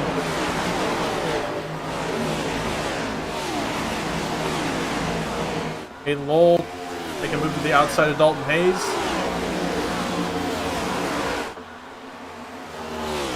Hayden started this race with a drive-through due to at-faults. Sorry, Neowell, not a drive-through. Neowell started from the back, and he is now fighting to get up inside the podium, or onto the podium as he gets by Ian Montrose into 3. Big send from the 56. I think the one of Montrose actually just let him go there. So, not a big send, normal send. Oh man, oh, huge wreck off of 4 multiple fast cars. Nathan Scott, huge damage for the 60, and that is going to be caution number 6. That 60 not happy with the 51 over the radio. Into 3, gives him a shot, and 51 trying to make the corner. 60 drove into him, and then the 51 comes up into the 60. And that looks like a crash out there from those two. The drivers on the radio have nicely pointed out. That is a good description for that. All right, let's run on board with a 60 through this one.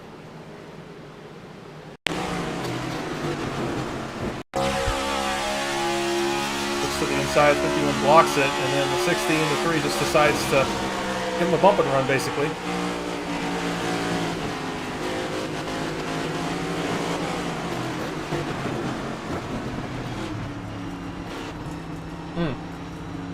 Alright, I want to back it up and get some context here, so let's see if we can grab that.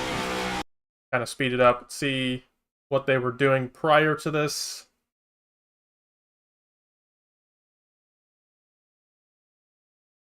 No context.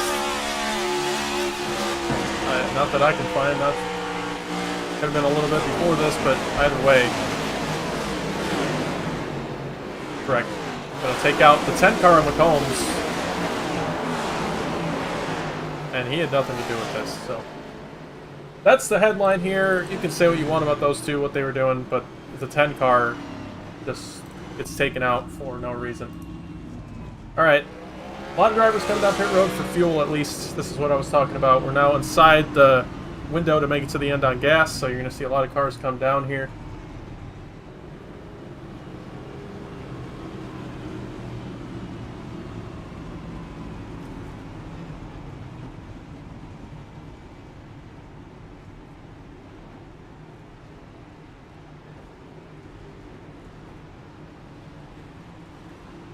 Looks like the 18 of Kenny Frisbee might have been the lucky dog here. I could be wrong about that.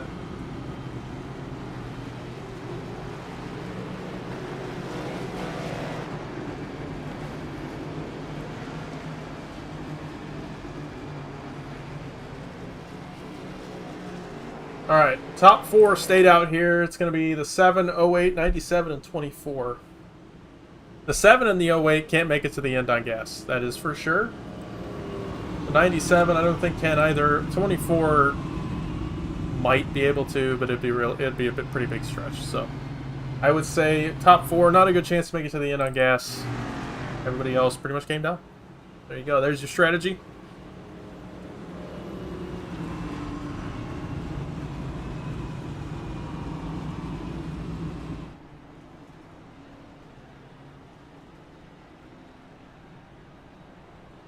Cautions.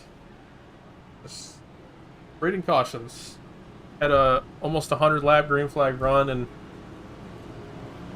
now we've had I think 3 back-to-back cautions. I think it's 4 cautions since lap 115. So, for us to start going green here if we can. It was a really good race up to that point.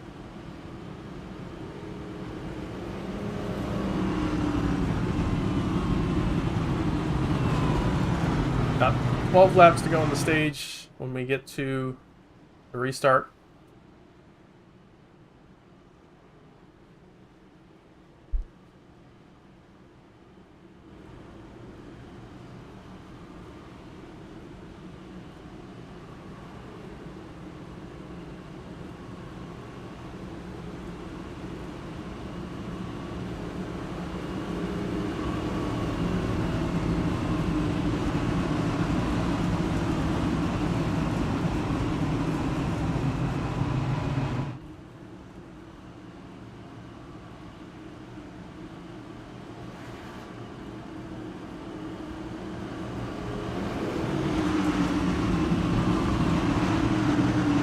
Alright, 7 of Penn, gonna take us back to the green.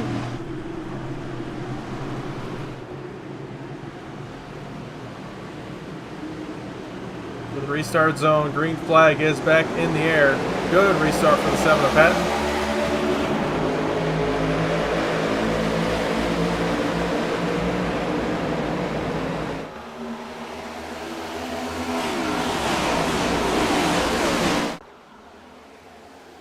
'97 going to hold on to second off of turn 2. Dalton Hayes down below the line there. He might have got looser. Trying to avoid cars on the top.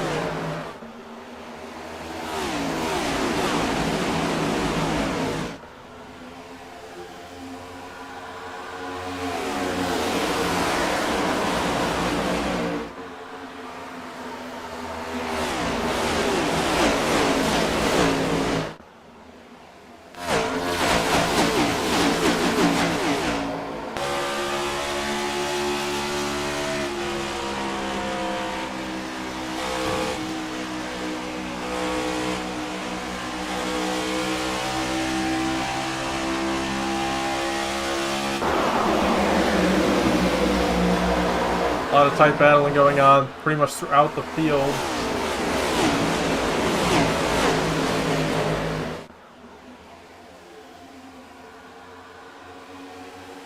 Dave Voigt's probably going to fall back to 4th now. Giglio won't get by him. Slightly older tires on that 97. Once everybody's tires come up to 10th, it should even out for him, but right now, going to be at a bit of a disadvantage.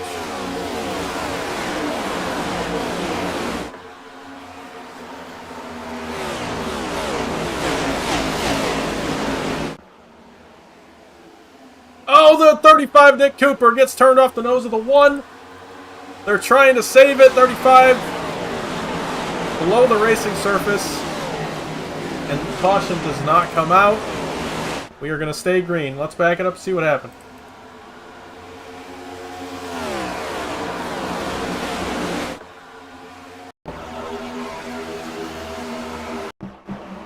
Off turn 2. I think the 1 car is just going to get up too much and get into the... Yeah, he just got up into the 35.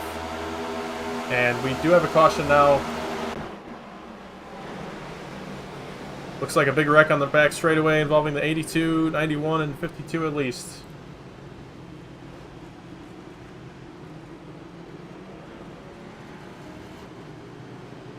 Alright. See what happened here.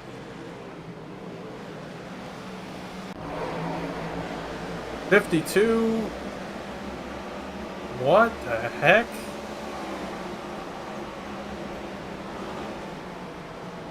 Alright, let's get all on board with the 52 of Brantley Bryant.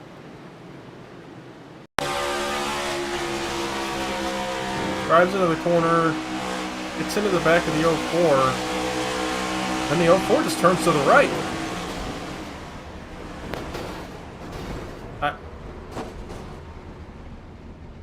I'm on board with the 04 here.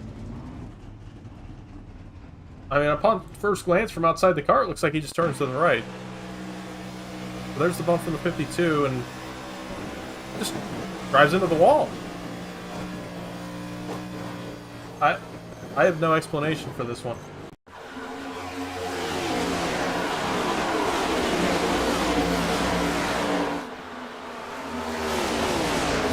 Alright, once we see this angle, we're just going to see what happens to the rest of the field here after this. And there you go, the 82 of Mullins 91, just getting involved in that, they had nothing to do with it.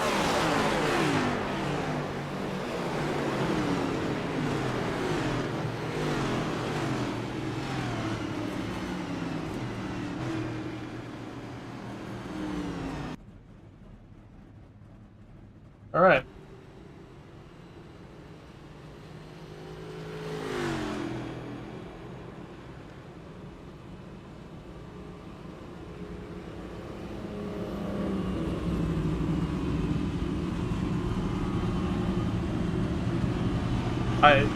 If anybody has an explanation in chat, I mean those two are teammates. Garrett Warren and Brantley Bryant are both wanted Goons cars. The 52, I mean he might have given him a bump. He might not have touched him. I don't know. It was darn close. Either way, I didn't upset the 04 enough for what happened. It might have just been the air. That is a glitch in these cars right now. It shouldn't happen, but it does. Where if a car gets up behind another car, it can make the car front loose. That's probably what happened there, but the 04 got down on the apron and then he just kind of turned right. I don't know if it was a wheel issue or something along those lines, but that was not normal behavior, I would say.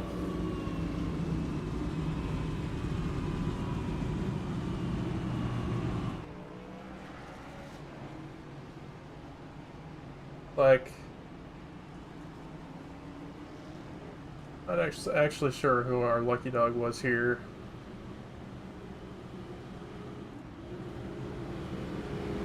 Might have been the 05, possibly. Just looking for cars that haven't pit recently. We're gonna go back to the file here. 23 cars on the lead lap. 31 cars on the racetrack still.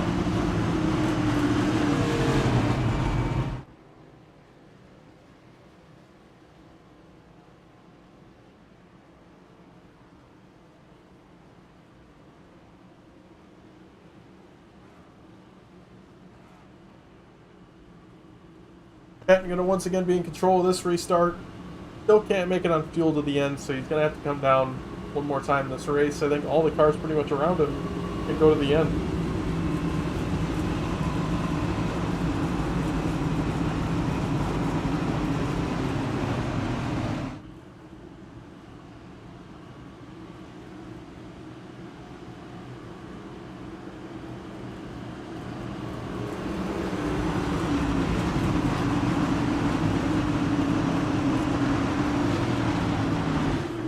Pace car is off. Going to be 4 laps to go in the stage.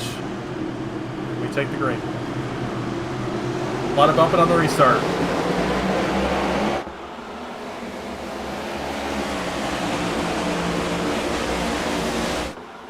Patton with a good restart. Giglio files into second. Lowell third. Hayes fourth. And Collins fifth.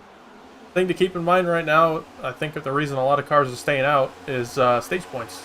We have a third stage here. It's different from most weeks. We only have 3 stages, or 2 stages, 3 total. It's going to be 4 total stages this week. And we just had, wow, that could have been bad. Peterson and Greenwell get together. 3 to go in stage 3. But anyway, as I was saying, I think that's the reason we saw Brad Patton stay out here. He's going to try to get this stage win.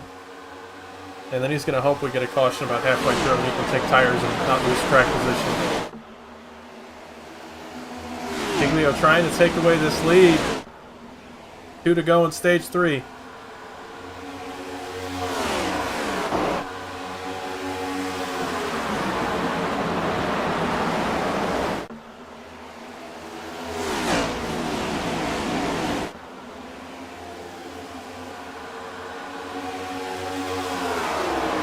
Giglio going to take the bottom. Patton goes down to try to take his air away. Not going to work. That's going to open the door for Giglio here. White flag in stage 3.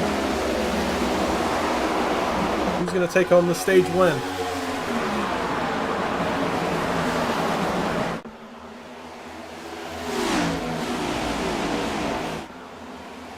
Side by side down the backstretch. Into turn 3. Giglio with a sense. Tries to slide job it. Not going to get there in time. Patton should be able to coast off the corner right here and take home the stage 3 win. That was close. I thought the 16 was going to commit to it. That would have ended really badly.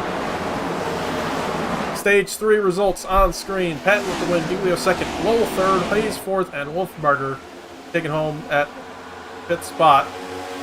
Ian Montrose taking home the final stage point.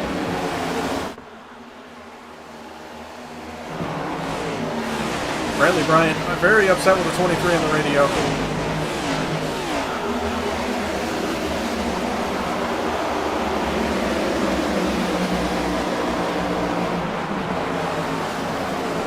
'52 gets into the 23.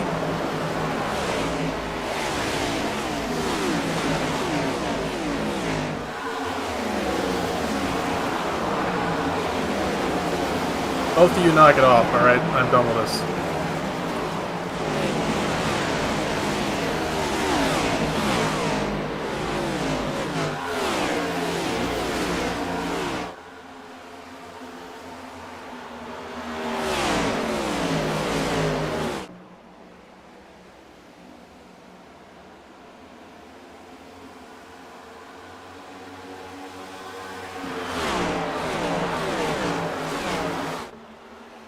Patton still trying to hold off Giglio for the lead. Wolfenbarger able to get up into the 4th spot, gets around Dalton Hayes.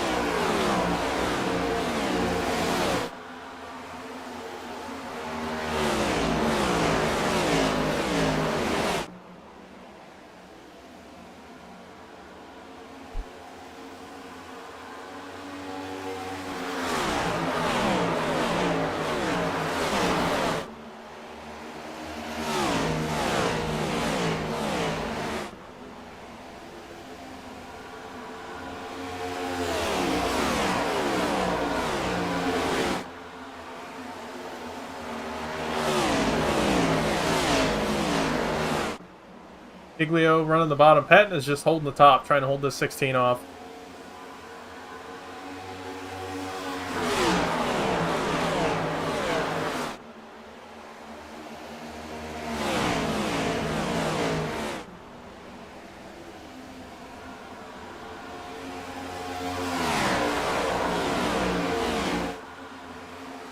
Blake does get by Patton for the lead.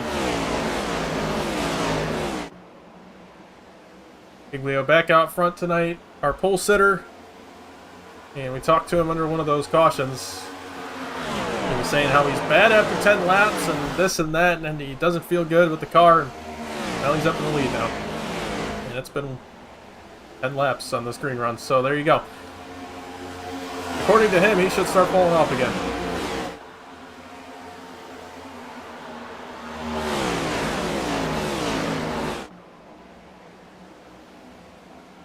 Alright, let's take a look a little bit farther back. See if we got any more battles. Everybody's pretty much single file right now. Looks like we got a battle right here.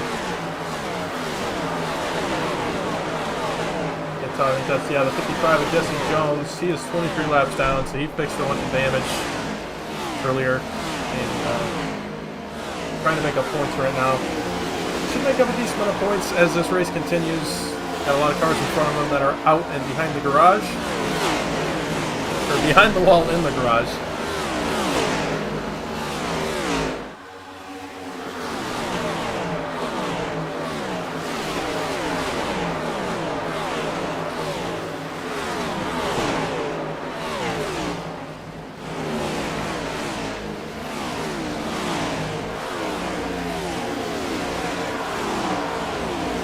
Bryant has the newest tires in the field. Ahead of everybody else with the same tires as him, so up in 11th right now. He's got about 8 lap better tires than everybody in front of him. I don't think that's going to matter too much. Most of those laps were under yellow anyway.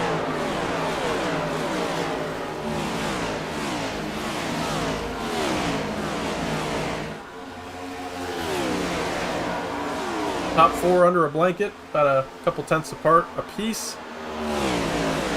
About 7 tenths back to Dalton Hayes in 5th, Jeff Price in 6th, so 2 C2X cars running strong right there. Well, Collins, we saw him stay out 34 laps ago. Sorry, 23 laps ago. He stayed out. He's got 34 laps on his tires. I don't think he's going to make it to the end on gas, although with all those caution laps, it is possible he can. So, not sure if the 24 will make it. 7 definitely cannot. I'm ruling him out. He cannot make it on gas to the end. I think everybody else in the field is completely good to the end, though, apart from the 7 and the 24. Those are the only question marks. The 7 not really a question mark. Alright. Hayden Lowell, he's actually reeling in the 7 for the second spot. On board with Hayden.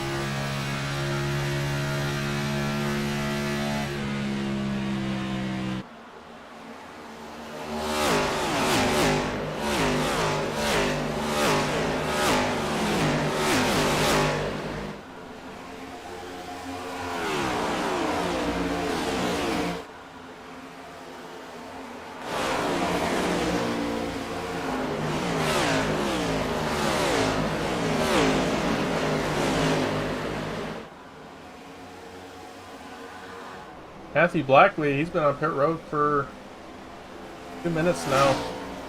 I'm not sure what happened with the 41. He is 10 laps down.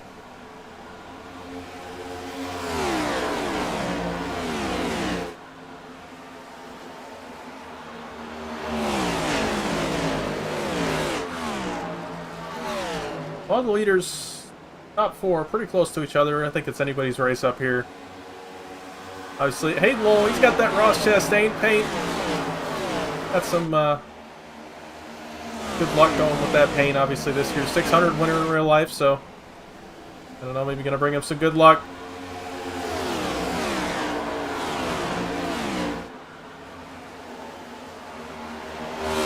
trying to defend the 7. Comes up, tries to take his air away on the top lane.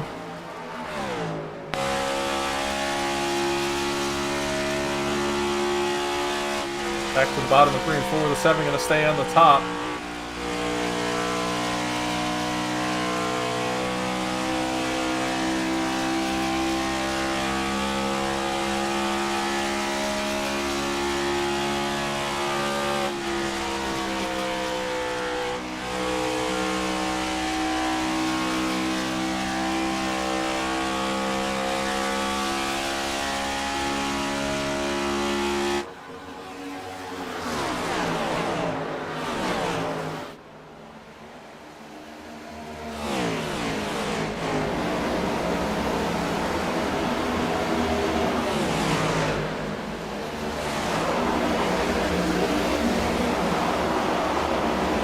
I think everybody kind of settling down now. We had that stretch of cautions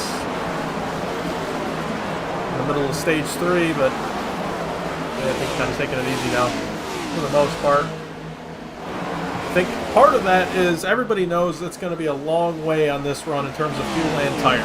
So early on, they've been trying to save it and make sure they can make it to the end of this race untired.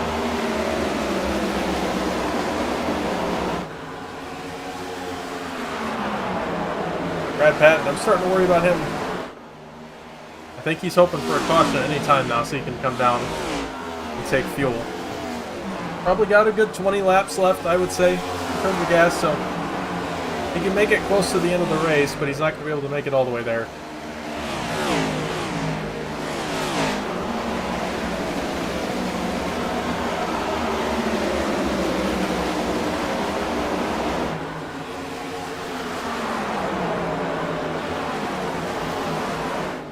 Hayden Lowell starting to close in on this 7 again.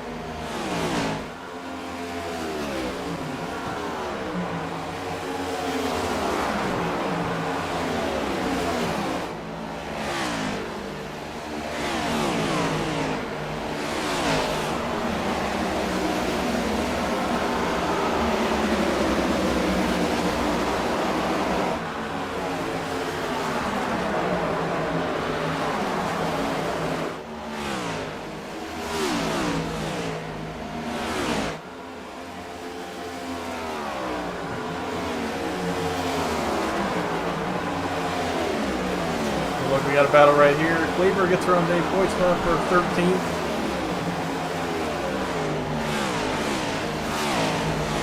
Poitsma lost a few positions. That's, I think about 10 or 15 laps ago, but still having a strong run right now, top 15.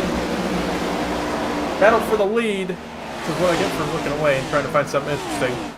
Patton trying to make a move on Giglio for this top spot.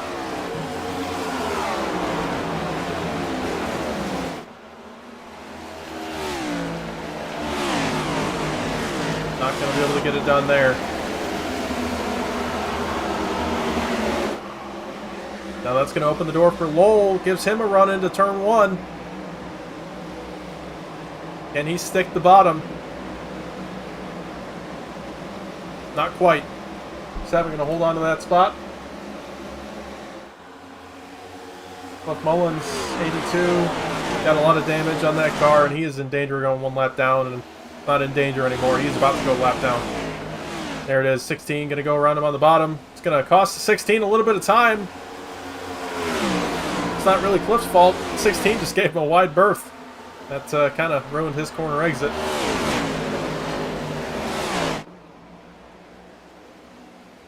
'41 of Matthew Blackley. He has come back out on the track, and he is right here behind the leaders with fresh tires. Kind of get in the way here for a moment as he passes through.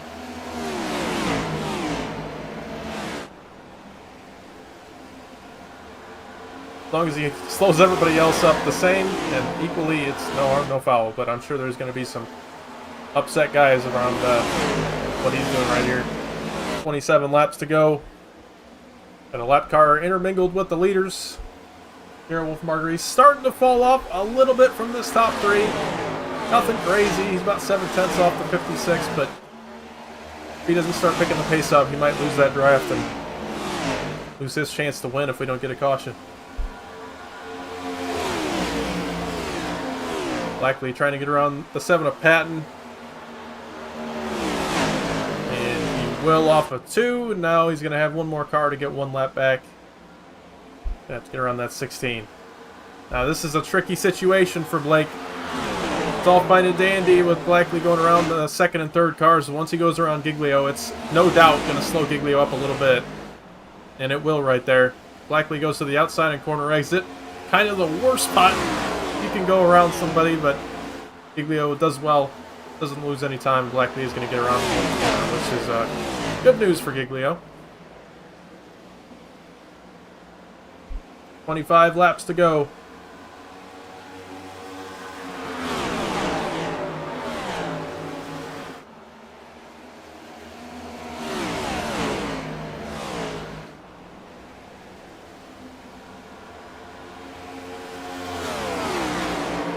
Patton and Lowell right here within striking distance, but what can they do to get around Giglio for this win? These guys are very even on speed. I don't think Dirty Air is playing too much into this. I mean, they can run offline if they want to. It's certainly playing a factor, but I don't think it's what's stopping Patton and Lowell from getting around the 16. I think they're all just pretty even on this speed. And obviously, with the 7 and the 56 having to run offline, it's going to ruin their speed a little bit. Especially if they're not comfortable with running the middle or the top like they are.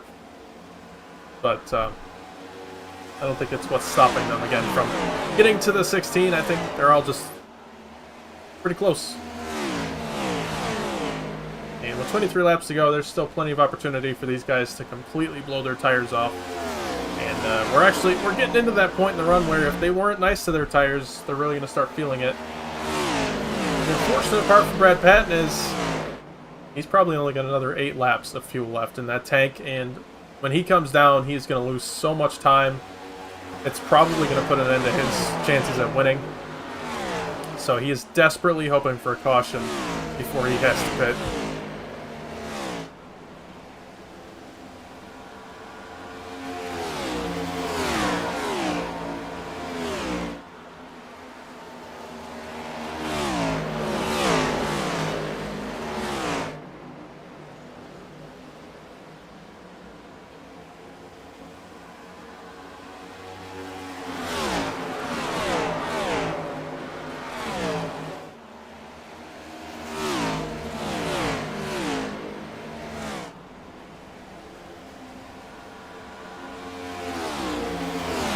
Patton closing on Giglio. He's the closest he's been in a while.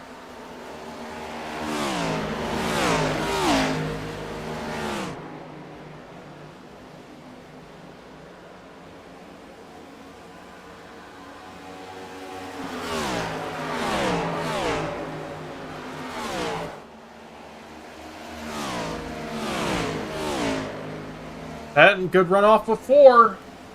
Does he make the move into 1? Giglio gives him the top, I think he's got a good chance. He does. See if Patton can generate a run here in 1 and 2. Not great there in 1 and 2. He's going to kind of straddle both lanes and does not get off the corner very well. Had an opportunity, just couldn't make it work. And he is going to have to pit this time, so he didn't make it quite as far as I thought he could.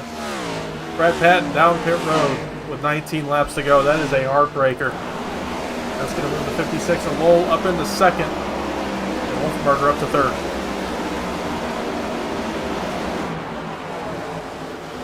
And this is really starting to look like this year's 600. I think Denny Hamlin had to pit in the closing laps in that one. That left Chastain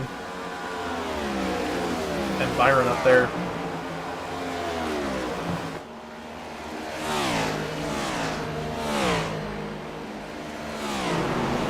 Well, he's got to make sure he stays close to Giglio here. Got to be within striking distance. He's got to try to force Blake into a mistake.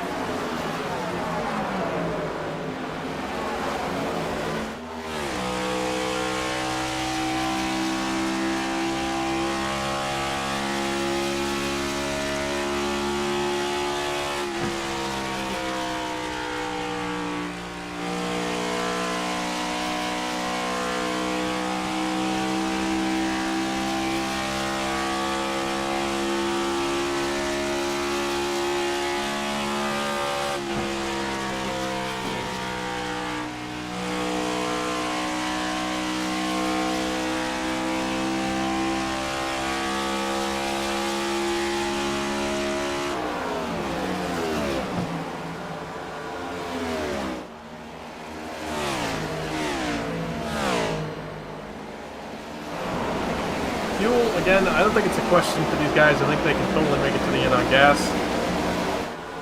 The question is, do their tires make it to the end? They've gone quite a while on these tires. Obviously, it's a pretty cold track. Nighttime. Haven't checked in on track temp in a while. Ambient temperature 73, so that's come down probably almost 10 degrees since the start of the race. Track temp down to 83, so that's come down about 5 degrees since we last checked in. That's not going to burn tires nearly as bad as it was to start the race. And here for the pit spot, Dalton Hayes trying to hold off several cars. As Brad Patton comes by, he has got brand new tires. He just came down pit road. He's in the lucky dog position.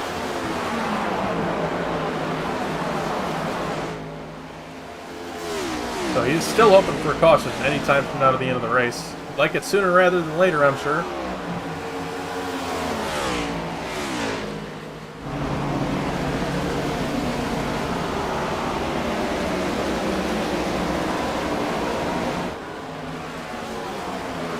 You know, about 8/10 over Lowell hasn't changed since the 7 came down pit road. That goes to show the dirty air wasn't playing much of a factor because Hayden is just as far back from the lake as he was when the 7 was in between them.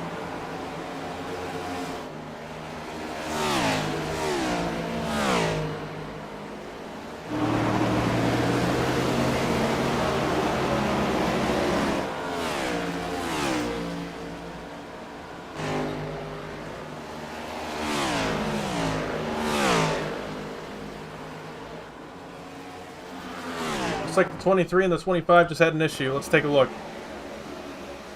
Oh no. 23 wrecks it coming off pit road. And 25 wasn't it? All the caution is out. Don't tell me. 25, a Truesdale spins coming off pit road. And don't tell me he drives back up on the track. Please don't tell me he drives back up on the track. Drives back up on the track.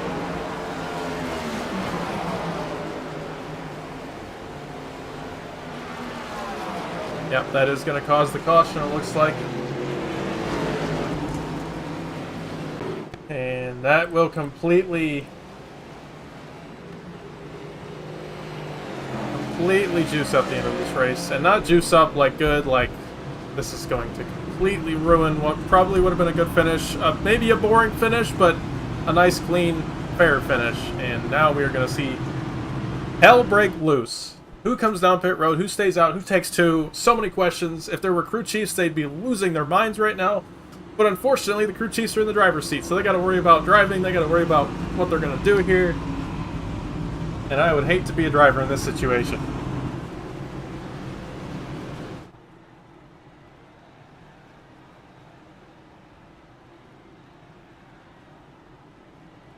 Obviously, everybody coming down pit road, but the question is, what do they take while they're on pit road?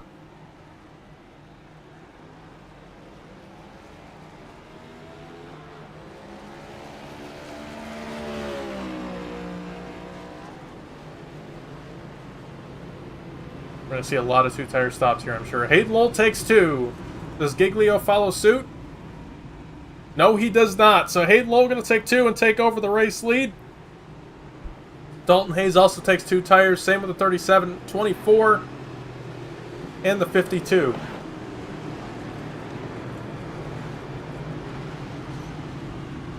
A lot of 2-tire calls here. This is huge. That's going to give Hayden Lowell the lead with 10 laps to go in this race. Hayden wasn't even sure if he was going to race tonight, and now he finds himself in the lead after 191 laps. And well, I'm sure we're going to finish clean, and no more cautions are going to happen. Totally.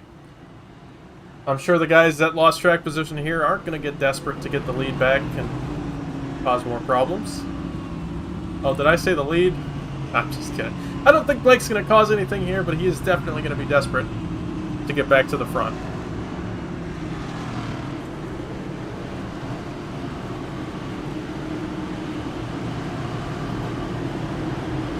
All right, Dalton, or sorry, Hayden Logan take the top, and put Dalton Hayes on the bottom. We're wrecking under yellow, trying to get the wave around.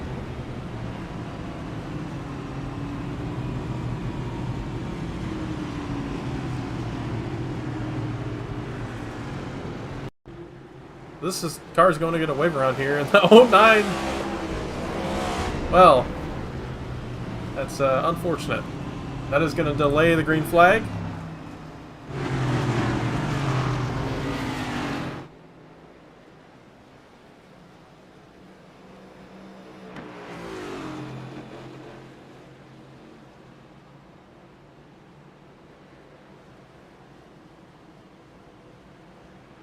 Alright, gonna go green this time.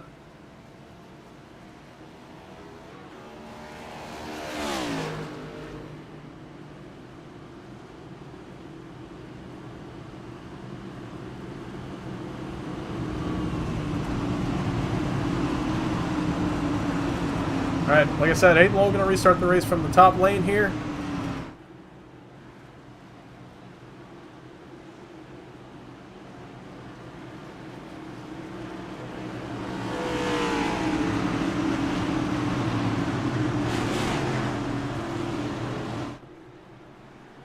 Back to the restart zone.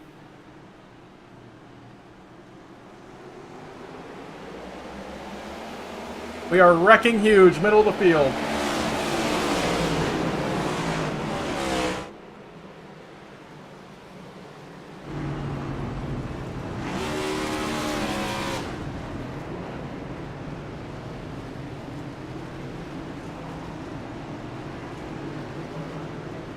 All right, back it up, see what happened.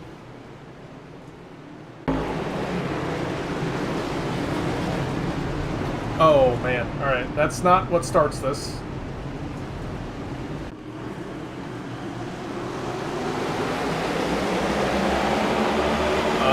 Nick Cooper might have got turned by the 05 or might have lost it. Let's back it up.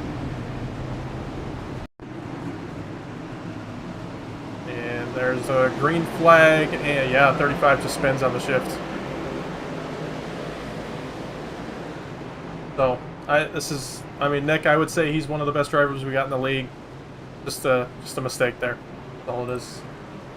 Fortunately, comes at a crucial time in this race, and it's gonna completely change how this race finishes. But not much you can do as somebody else right now. It's just kind of how the cookie crumbles, I guess.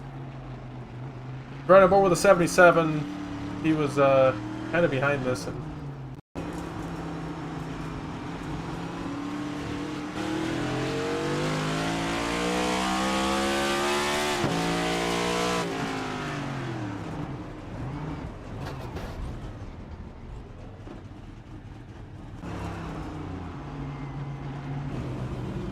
so, hey, Lowell, two-tire call looking really smart right now.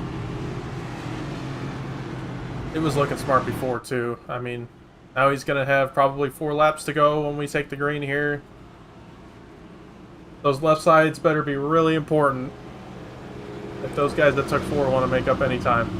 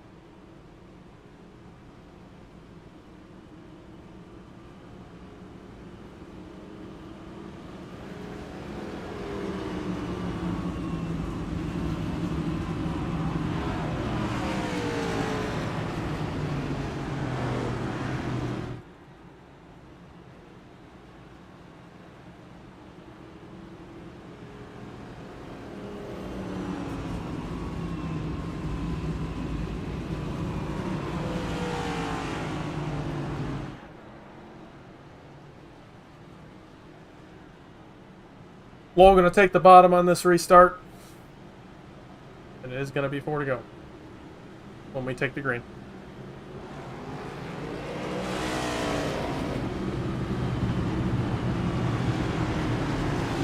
almost 400 miles, and it's going to come down to 4 laps.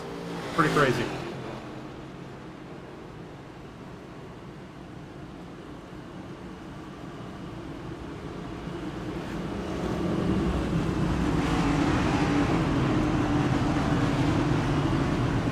Sorry, not 400 miles. 300 miles. 200 laps. Been a long night. Not quite as long as it could have been, though. I really appreciate these guys going green as long as they did on both of those long runs we had. And overall, I think it's been a pretty awesome race. Could have been better in some areas. Those cautions we had back-to-back around lap 120 were not good. And I hate that we have to end this race like this. But we had some pretty awesome racing in between those moments. I appreciate every driver in here that's been patient all race and allowed those green runs to happen.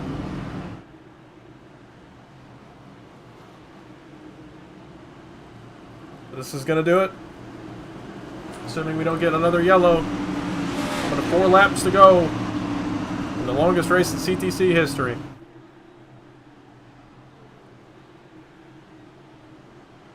Green flag back in the air for the 56. Good restart for him. 47-24, almost even there for second. They head down into 1. Lowell with a good lead. We'll see if those 4 tires matter. Iglio with the first car on 4 tires.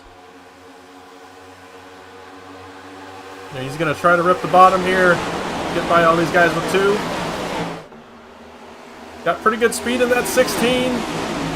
He's going to clear the 52. 3 laps to go at the line. Hayden still out front. Dalton Hayes and Mel Collins side by side for second. 16 now rips the top lane, trying to find some clean air. Not going to get much of a run there. He might have grabbed the wall. Now Wolfmarger is inside. Dalton Hayes able to clear into second. Can he do anything to get to the 56 of Hayden Lowell for this win? Off of 4, 2 laps to go for the 56.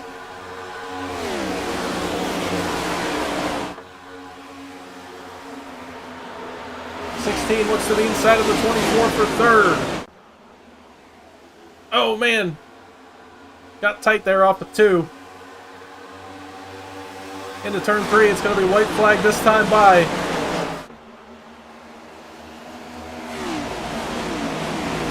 And the white flag is waving. 1 lap to go here at Charlotte. 1 more clean lap for this 56. Will the prophecy come true? Will that Ross Chastain paint scheme go to victory lane once again? Into 3 for the final time tonight. No contest. Hayden Lowell off turn 4. And he is going to win here at Charlotte Motor Speedway.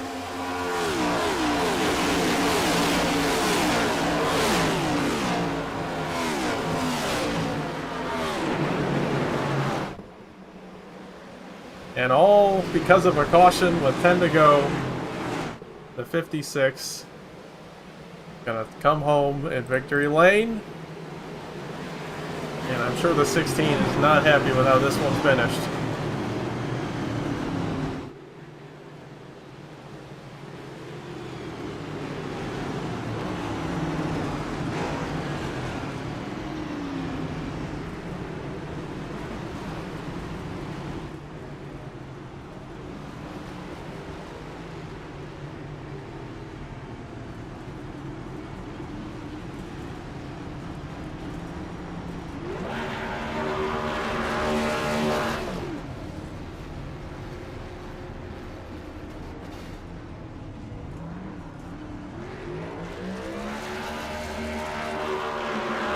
Gonna burn it down on the front straightaway.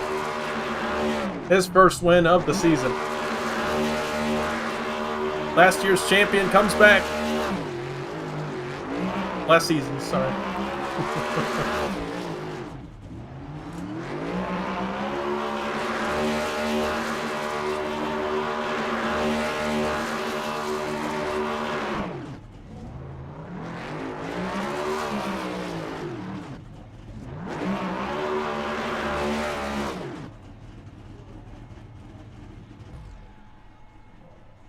All right, let's get aboard with him.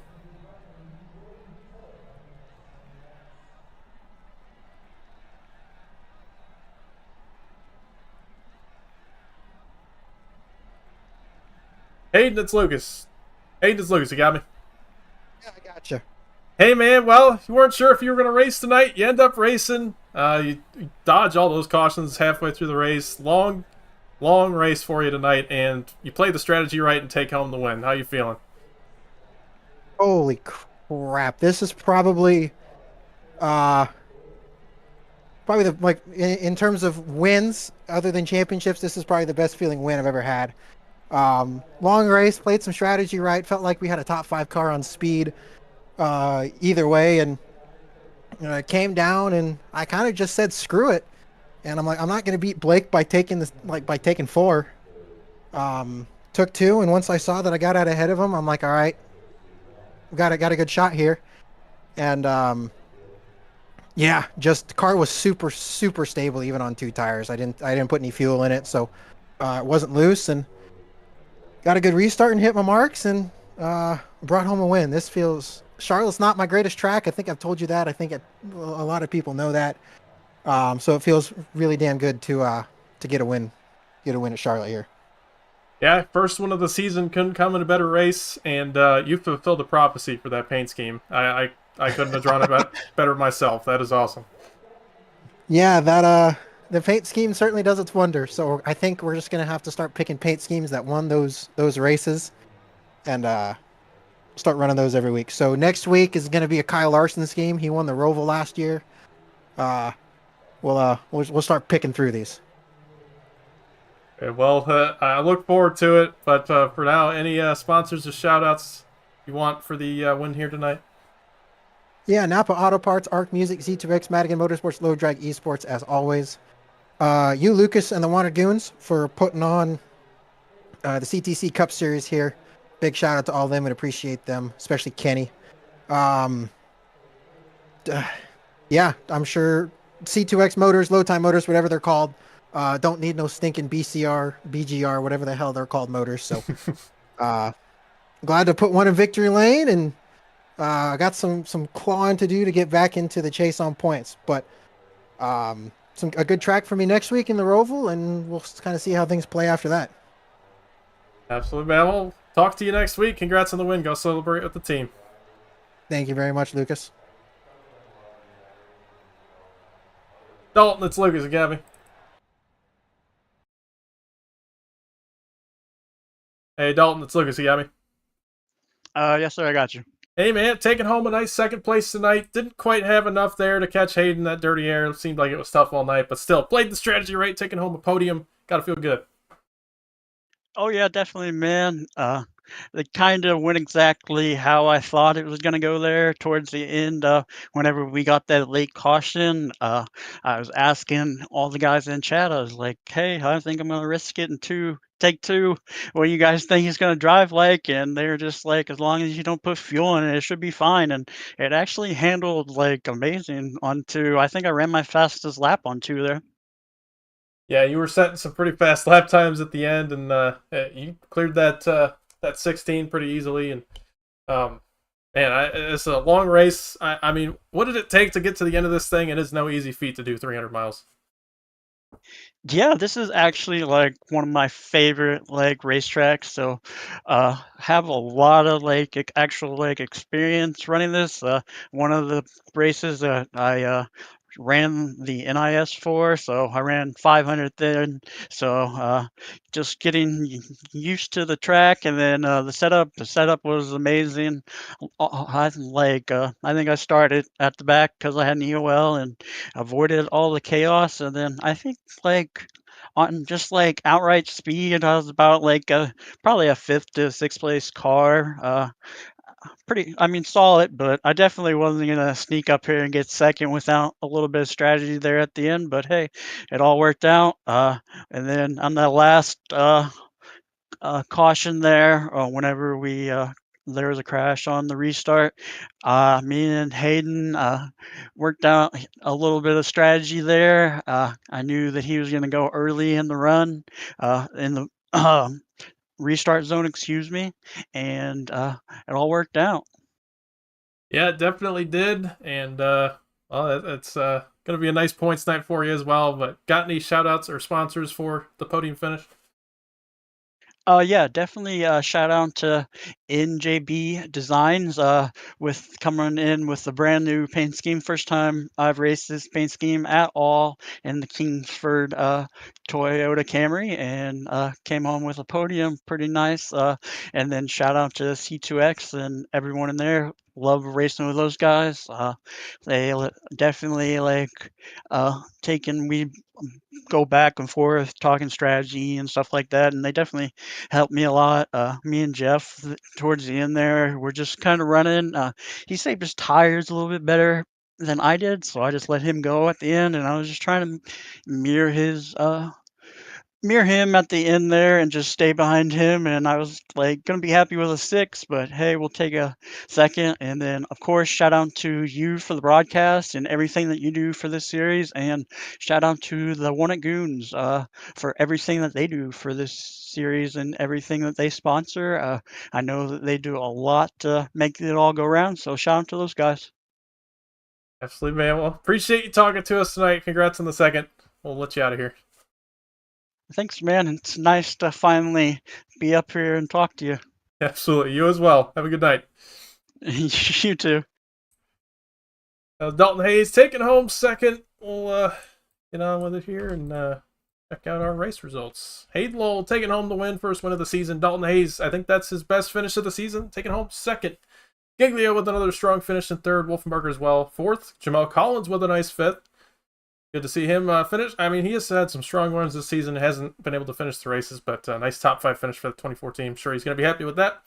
Brentley Bryant with a nice 6th. Ryan File in 7th. Wyatt McCombs 8th. Brad Patton 9th. And Trevor Trego in 10th. A strong night for the Wanted Goons. We just count here. I think that's 6 of the top 10. So that's pretty impressive from those guys. 8 to 7 of the top 10. I'm sorry, excuse me. So nice job on that. Move on to everybody else. Cody Cleaver, nice 11th place. Davis Greenwald in 12th. Jeff Price, 13th. Mateo Ortiz, 14th. Jacob Peterson, 15th. Ian Montrose, 16th. Nick Cooper, 17th. Cole Owen, 18th. Dave Hoitzman, 19th. Bradley Wilson in 20th.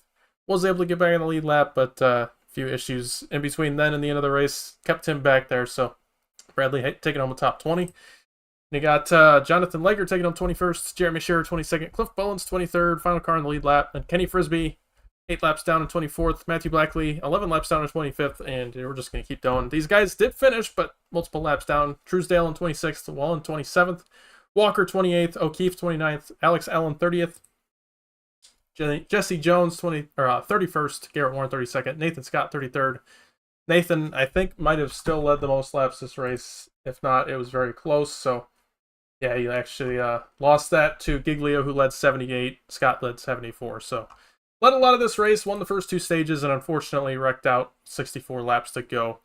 Brian Jackson taking home 34th. Ronnie Holmes 35th. Kevin Aguilar 36th. Brian Martin 37th. And Casey Graves after that horrible lap 1 wreck. I am so sorry, Casey. But he's going to take home 38th. All right. That is going to do it for me tonight. Thank you all for watching. I hope you enjoyed. Make sure to tune in tomorrow night. We're going to be back here at Charlotte in the Gen 4 series for 120 laps of that one. So much shorter. Should get done a lot quicker. But it's going to do it for me for now. And we'll see you tomorrow night.